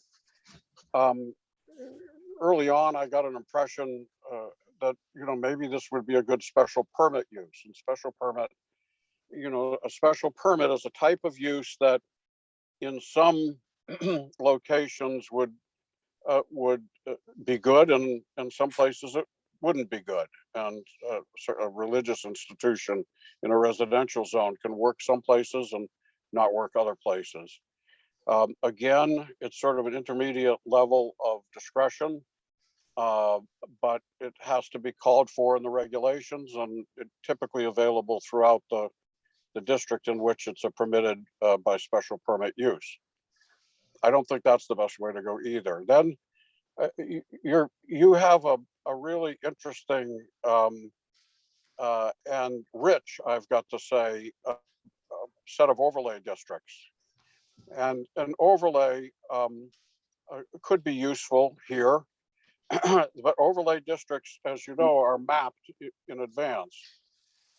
They typically deal with, special graphic or issues, but also, your center issues for development there. But they're mapped, and once they're mapped, it's a permitted use. You come in and apply for approval under the terms of the overlay district. The last district we get to is the one that, on balance, I think is preferable, but you don't have it. I give you an example from Brooklyn, Connecticut, which is a town I'm quite familiar with, actually, but about 1,200 people. It was a regulation actually written by Glenn Charlder. The planned development zone or special development district, it sometimes is what we call in theory a floating zone. It's like your overlay zone, but it's not mapped until you see the plan. So I addressed it in a book that I did from McGraw-Hill about zoning. And I expressed there that it's really my preferred method for a number of different types of activities, both from the town's perspective and the developers and the interested neighbors and other advocates in the community. It might seem that it requires a little more institutional infrastructure to make it work, but it doesn't, in my view. It doesn't require more than a special permit, for example. And Brooklyn has one going on right now. The Golden Lamb Restaurant got an application for PDZ approval, and they're in the middle of the hearing. And I'm not involved in it, but I've been talking to some of the people involved in it on both sides, or the town side and the neighbor advocates side as well.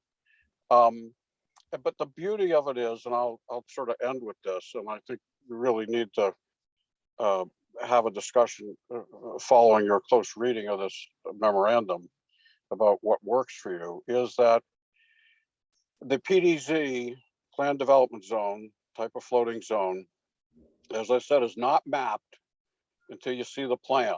So a developer comes in with a plan. It's not a detailed engineering plan. It's not a detailed architectural plan, but it is a plan that is conceptual, but will lock in or vest the rights of the property owner to do X number of units, X number of square feet, a layout, a road system, all the basics that you have, but without the applicant having to spend enormous amounts of money for detailed engineering and architecture in advance. And what I found, and as you know, I represent towns sometimes, developers other times, neighborhood groups at other times.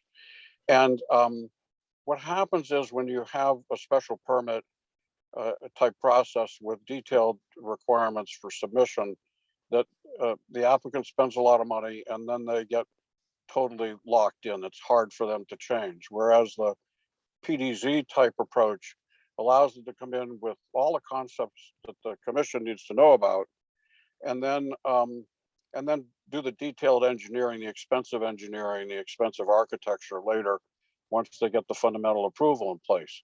The beauty for the commission is that it's not mapped until you see the concept plan and you say, I like that, or you need to change this, or I don't like it at all, in which case you simply don't map it.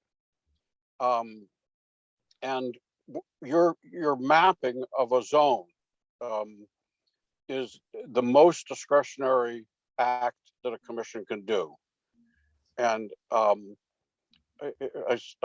tell this to people, there are only two places where my record is perfect in my 45-year career. Is one, I've never failed to successfully defend a commission in a zoning amendment or map change, because the courts just say, look, that's a public policy issue. That is laden with legislative intent.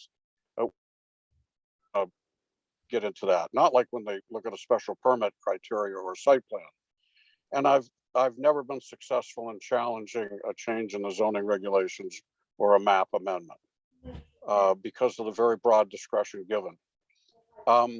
So I don't think it's more work than a special permit. I think it gives you more discretion. It gives the applicant more flexibility.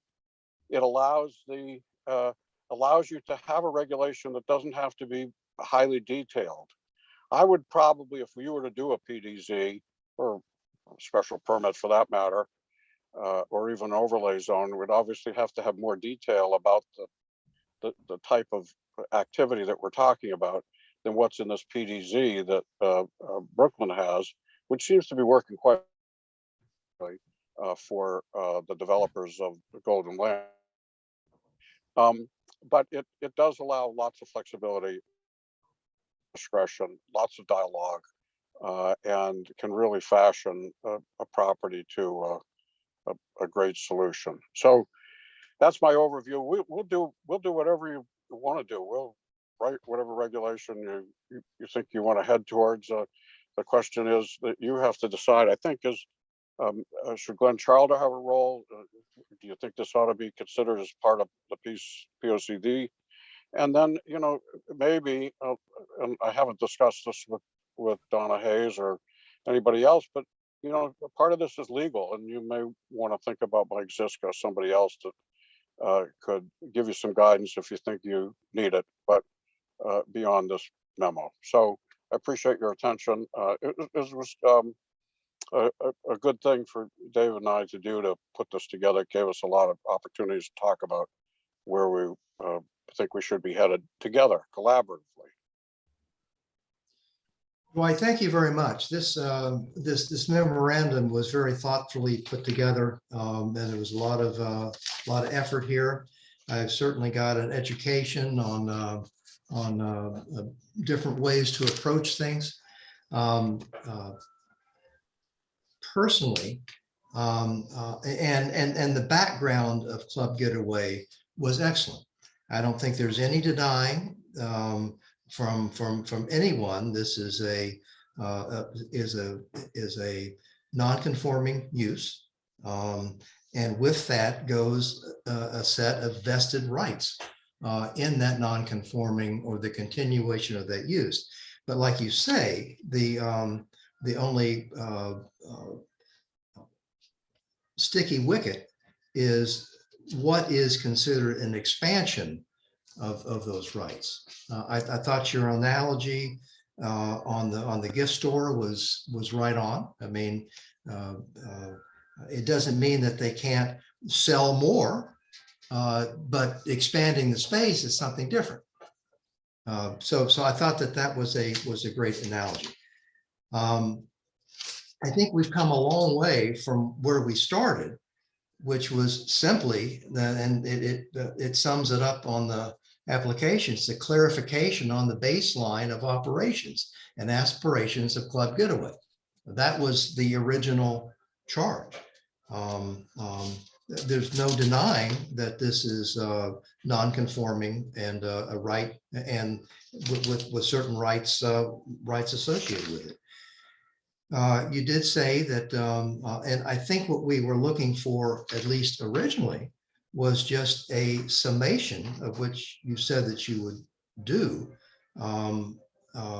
of current uses and the way the club is being used right now. That's our baseline that we were looking for. All these, I'm the one that expressed the difficulty I was having with the establishment of regulation, because by doing so, we simply opened the door to more at future commissions' pleasure, or it's by establishing regulation, we establish the possibility of this happening in other places. And I can think of many other places in Kent where this could happen. That was my original problem. I don't have any problem with your first way to regard it, which is just an as of right situation. That's exactly what it is. So anyway, That's my 2 cents. If I could respond just briefly, we do have a fairly detailed exposition of the operations, Right. events and so forth, and we'll provide that to you quickly. The second part, I heard that in the discussion previously of the concern of expansion, additional uses and the like, and as I say in the memo, I believe that's easily addressed with some criterion regarding if it's a PDZ or even if it's a special permit or an overlay zone, as you can say, based on our analysis and our POCD, perhaps, we don't believe that anything more than 350 acres of the town should be developed in this use. And Club Getaway is just over 300 acres. That would essentially foreclose more unless a later commission decided to change that number to make it more or less. So I think there are ways to prevent encouraging additional similar uses, and in fact, prevent them entirely, if you wish. Dwight, can I jump in for a minute? Isn't, and correct me if I'm wrong, but with the PDZ zone, wouldn't that be at the discretion of the commission? Like, it won't be mapped unless it meets all certain criteria. Isn't that correct? So it doesn't, so there wouldn't be That's another absolutely club, so there wouldn't be correct. another Club Getaway in town unless another commission decides that they want to put a PDZ in there. Is that correct? That's correct. It's a legislative judgment, just like zoning something for residential versus zoning it for commercial.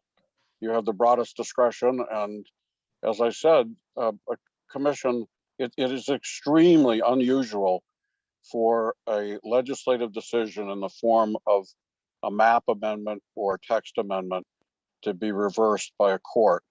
But still, the planning process would tell you how much of this is appropriate for the town. And from everything I hear, what you have is appropriate for the town. So you could have that as a criterion in the PDZ or whatever form it comes in to say, that number of acres or that level of use in some form. Well, I do think that this should be mentioned in the POCD, as you suggest, as a current use that is not a bad thing for the town. But as you know, we're in the process of writing that. Can I just, I'd like to address one thing. So back in September, I was asked, Donna had asked me to send a baseline of what my operations was. And I'd sent out a whole agenda of what my baseline of operations, everything from, my different programs that I have in, and everything that we do.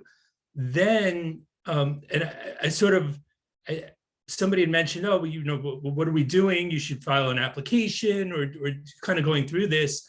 And that's where I was very confused on what the objective was at that moment. And that's when I brought on Dwight to help me understand specifically what it is that's being asked for.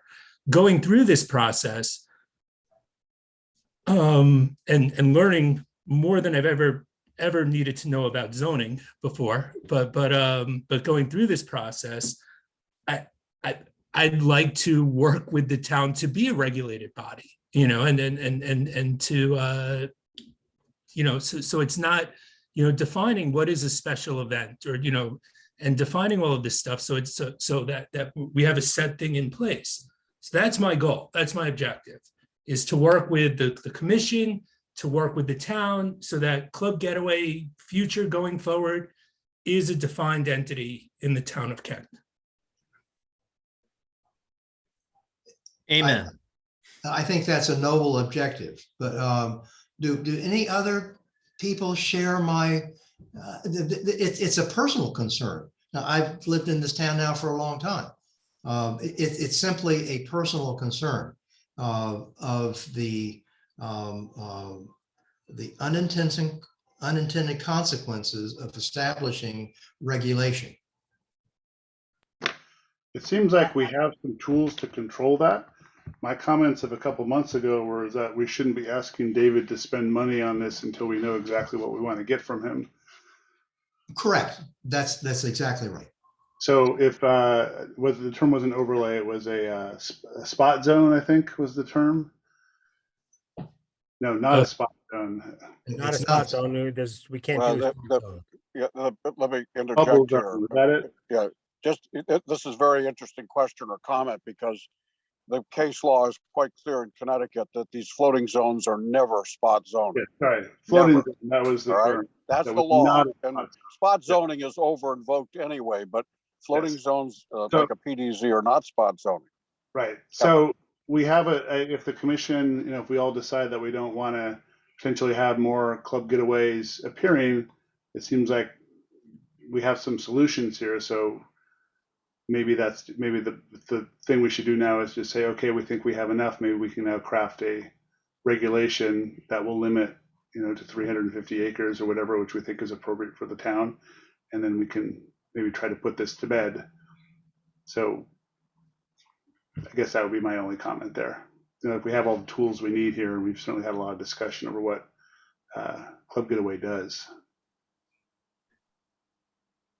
And I agree with I agree with what everybody has said. No, Wes says that it's a decision that the commission has to make as to whether we want to have this use permissible in other areas than where it's currently occurring as a non-conforming use, right? It's a previously occurring non-conforming. I agree with David that we shouldn't be asking David Birnbaum, we shouldn't be asking David Schreiber to be spending any more money than he has now, because we know what he does there. He's given us a bunch of information as to what he does there, what he'd like to do there in the future. I think we have all the information that we need to define what he does. We have to go back to Wes's concern and define where we want that use. And if we want to, and the third question for me is, do we want a planned development zone, or do we want to simply have an overlay zone? We've got plenty of overlay zones. Planned development zone would be something different in our regulations. Planned development zone would also, seems to me, introduce more subjectivity into our regulations. And Mr. Miriam, you can tell me if I'm incorrect in that, but I think that there's enough subjectivity in our regulations already that we don't need to introduce any more. So I would suggest that we pass this off to Glenn, see if he can work it in some thoughts for us as he's working through the plan of conservation and development. West Side looked, and there's Club Getaway is not mentioned at all in the plan of conservation development as it is drafted now, but we could certainly add something in. Right. Perfect. But you're saying we want to add a plan about this beyond? I think we need to comment on it, or recognize Club Getaway as a current and beneficial use. I don't think anybody deny. I mean, it's got an economic basis. It's established. Yeah. And mention in there, as Wes says, mention in the plan of conservation development that the commission should, as a plan, as a next step, the commission should either solidify bring Club Getaway into the fold, or decide what it wants to do with regard to the regulation and Club Getaway. So some mention of it. And by doing so, since this is approved by the town of Kent, we have done our due diligence here. That's the POCD. Yeah. Right. Is there any reason we couldn't just ask Glenn to take this input and let us craft regulation directly for it, or we just want to wait for the POCD to come out before we do that? And unless there's some clamor from the public that what they want more or less of these in Kent. Well, the POCD can drive, generally when you're done doing the POCD, you look at your regulations and you look if you need to change or update your regulations, and you do it all at once. So unless there's something that's holding up Club Getaway, I think if we add it to the POCD and then next year, as we're looking at the POCD, looking at our regulations, seeing what needs to be adjusted as a result of the POCD, we can address this possible overlay zone. Yeah, Adam is absolutely right, that the plan of conservation development is a planning tool, right? So it's what is supposed to fall out of the plan of conservation development is certain actions that that the town can take. One of the things that's going to fall out of the POCD is that there's certain actions that different people in the town can different entities in the town can undertake. I think that just like with the charging stations, though, to get to what David Birnbaum said, we're going to start talking about the charging stations right now. That's a recommendation of in the current plan of conservation development. There's no reason why we couldn't start to craft the regulation around Club Getaway now and not wait for the year. So Yeah, I think the two can happen at the same time. Yeah.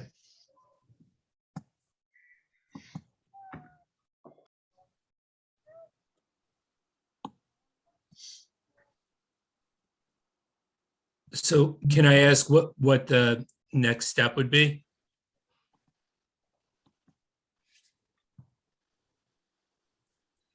I think the next step is that we have to discuss this, as we were saying, that if we're gonna, it should be on the agenda for next month, and we can discuss whether we want an overlay zone, whether we want to do this differently. At some point, we will probably need some more input from David, is my guess. But not much more than what he's already done. Right, I'm just guessing that as we do this, we might want more information from him. But I think there's a little bit of a process for us to create an overlay zone. It's not something we're going to do in one meeting. So Maybe would it it be is, it's just my reasonable? guess. Sorry, I didn't mean to interrupt. Would it be reasonable for the commission to agree or decide tonight to send the memorandum that Mr. Merriam put together to Glenn Chalder and ask him for his sense of what would work best within our regulations, whether it's a plan development zone, whether it's an overlay zone, or whether it's some or as of right zone, or yeah, to go all the way the other way. Right. I think we should send it to Glenn. I would support that. As would I. And then we can get his take on it. I agree with that also. I think it would be great to have Glenn's input on it. And then we'll keep this on the agenda for the next meeting, and we'll talk about it amongst ourselves. And David Schreiber and Mr. Merriam can listen into our discussions and deliberations, and we can sort of move this process along without David having to spend too much more money. And this is an ongoing process, right? That we shouldn't rush into. Yeah. All right. Well, great. Thank you, everybody. Thank you very much, David. Thank you. Appreciate it. So Donna, you'll send that on to Yes, I'll send it on to Glenn.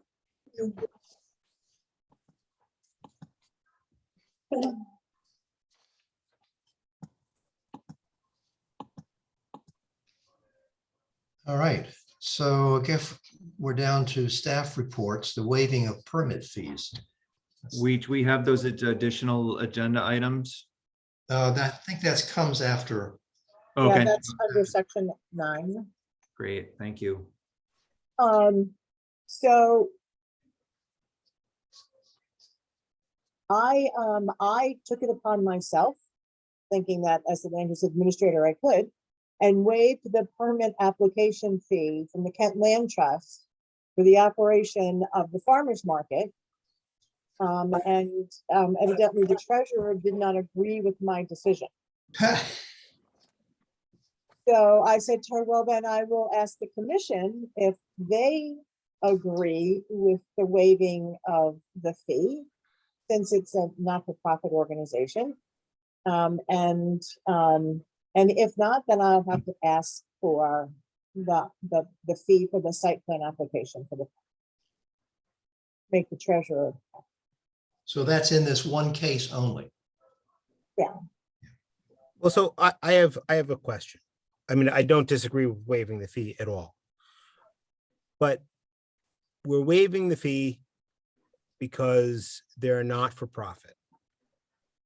All of the schools which we are inundated with here in Kent are not for profits. High Watch, not for profit. There's a whole bunch of others. I don't think that waiving fees for not-for-profits, because then that is okay, because that's very selective. I'm sure. I like the Kent Land Trust, okay? I'm very happy that we waived a fee for the Kent Land Trust. I'm not okay with waiving a fee for a lot of these other not-for-profits.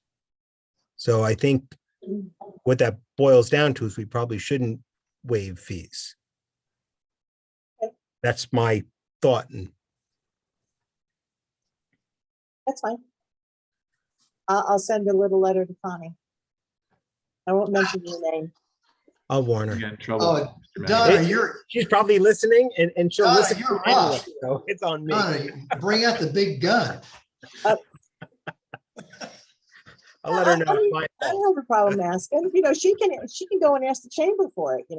But when we were chatting, she was like, $160 is a lot of money, and so I was like, all right, I'll waive that, but you got to pay the zoning permit fee, which she did. So, but I will. Okay, I will. I get your point. I totally understand. I don't consider those other organizations not for profit, even though they are legally considered not for profit. So. Yeah, I think it's important not to be selective. You have to apply things evenly. Okay. This is being All right, recorded, right? I'm sorry. This is being recorded, right? It is, but you know what? Okay. I'm out of here. I in got you. September. So Yes. there you go. Yeah. All right. So I Speaking will from a send, not-for-profit. I'm sorry.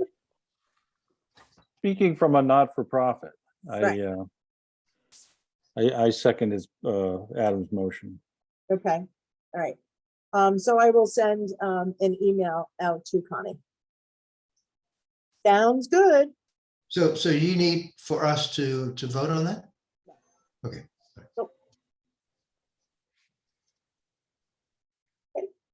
So we've got 8A, which is the POCD subcommittee update.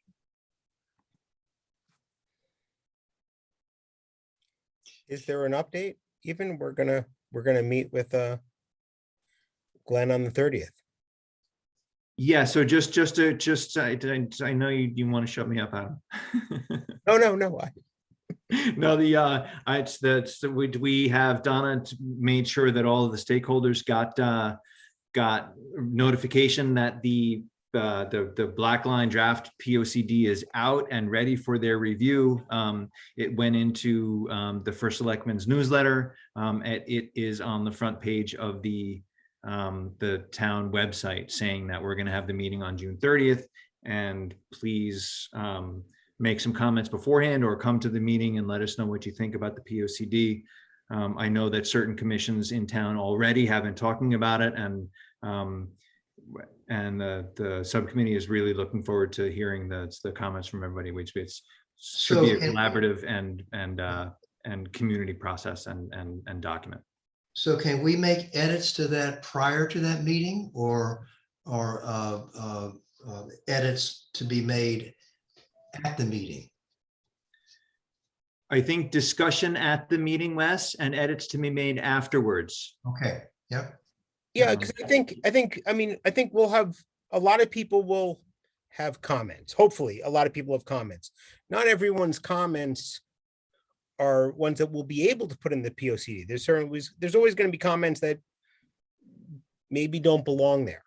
And so of all the comments, we'll have to discuss them and see what gets put into the POCD and what doesn't.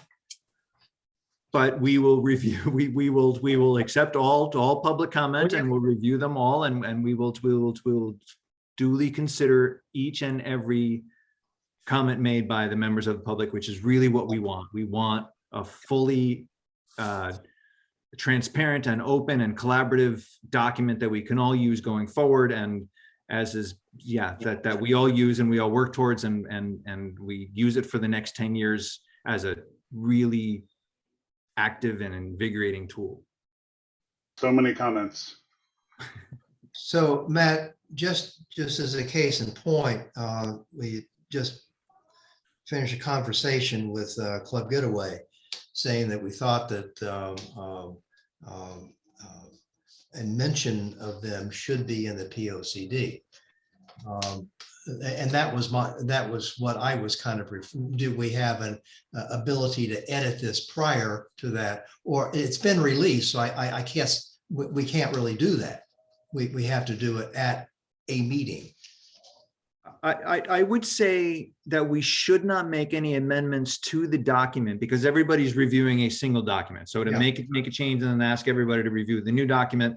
But the Club Getaway, the inclusion of some language regarding Club Getaway and the plan of conservation and development, I think is now public. It's through this meeting. It's in the public record. It's going to go from Donna to Glenn. We're going to talk about it, and then those are that's one of the things that we'll discuss during and after the public informational meeting. So we, for example, as the commission, could request this edit to the current draft. Absolutely. Right, and not just an individual. We as a commission could ask that this edit be included. Yep. Or that we put it out there. And every other other edit that the commission wants, or any other edit that individual members of the commission thought should be in there. Right. You know, I know David has been poring over it, and he's going to have, as he said, so many comments. So thousands of comments. Oh boy.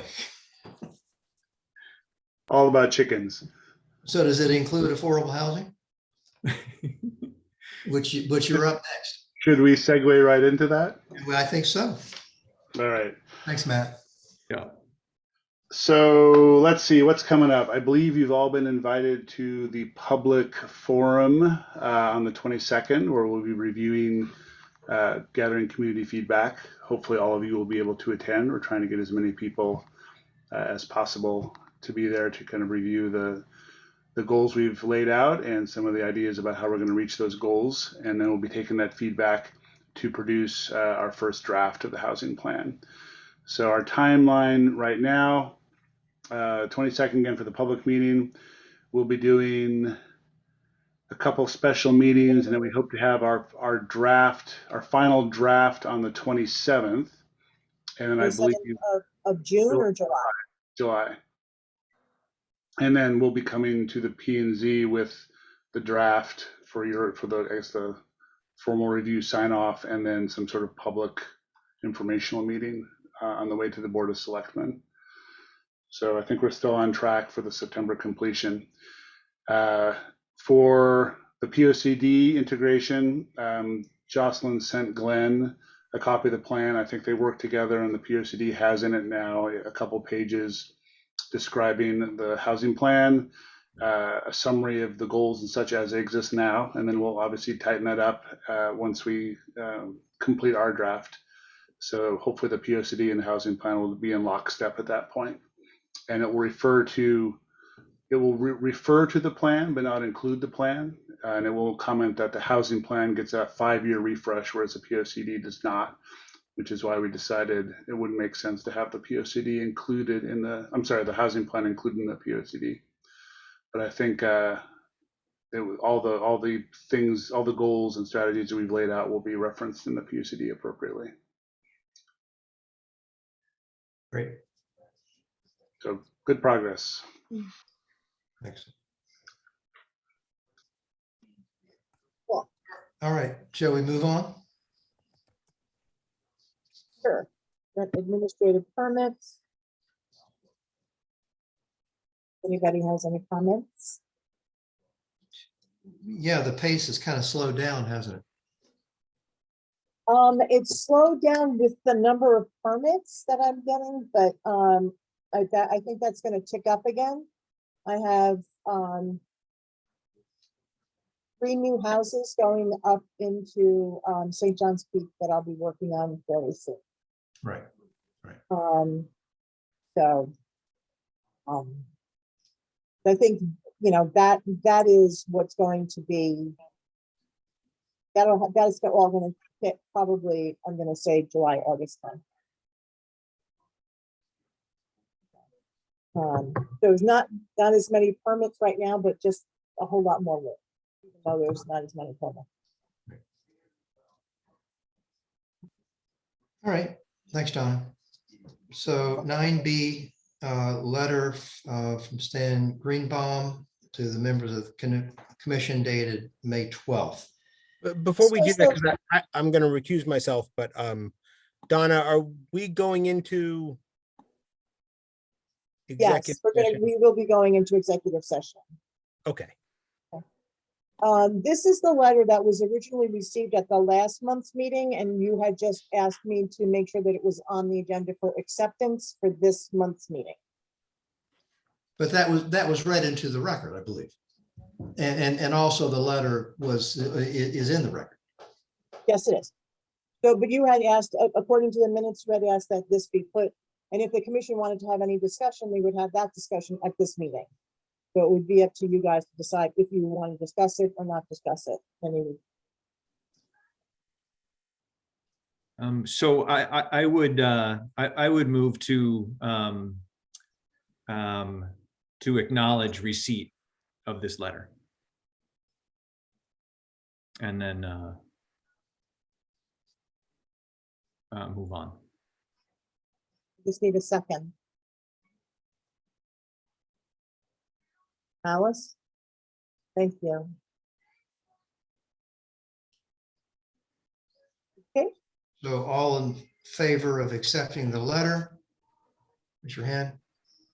Okay, so we're going to add that into the official record. Is that? Yeah, it was added to the official record last month, but I can put it in again this month. That's fine. Yeah. And that carried? Yeah. Okay. 9C is the monthly financials.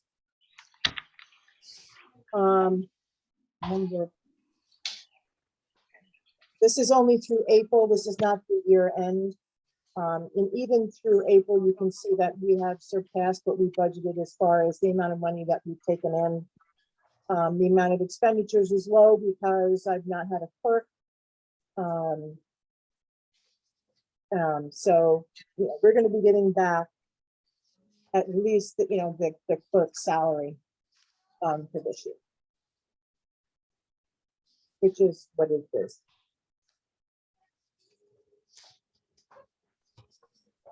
I don't know if anybody has any questions or not. I'll let you know when we get the year end. I'm sure that everybody is aware that the budget passed, the mill rate has stayed the same. All right, so this is just informational. Yeah, that's all it is. Usually, the goal is to get them every month, but with all the budget work that she's been doing, this was the most recent one that we were able to get. Okay, and then now you've got the 2 ads of 9D and 9E. Well, these are letters, again, of which we acknowledge receipt of.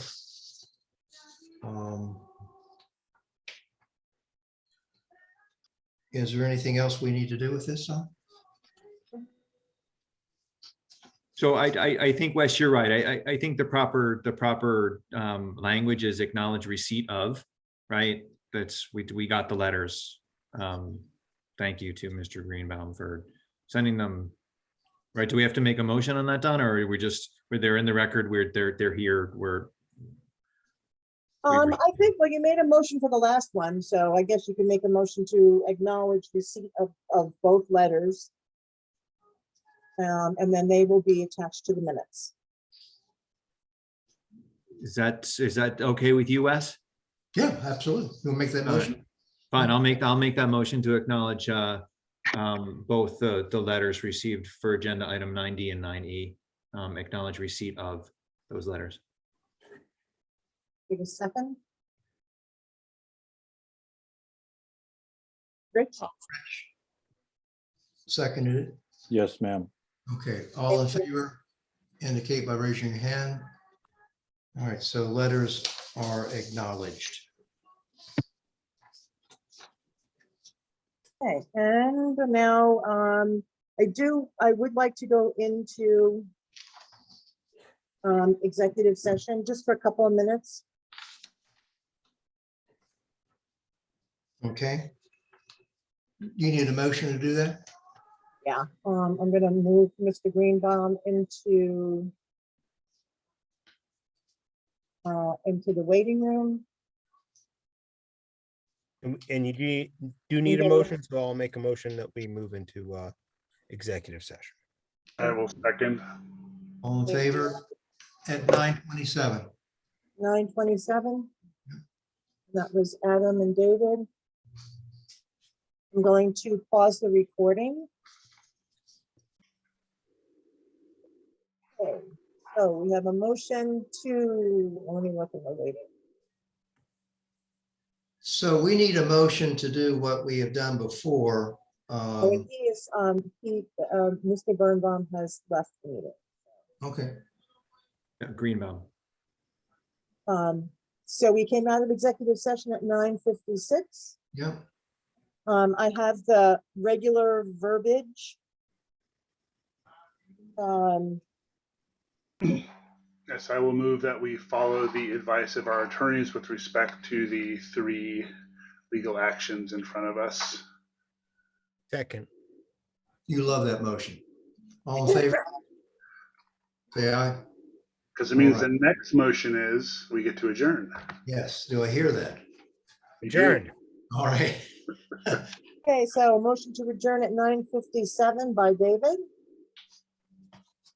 Great. Night, everybody. I'm going to the Rangers game. Goodbye. Thanks, Rangers guys. game. Yeah, Going thanks. to watch the You're Rangers gonna game or go going watch to it? the Rangers? You're gonna go there. He's on his way. He's out. Who's Good out? night, All right. everybody. Everybody, thank you. Okay.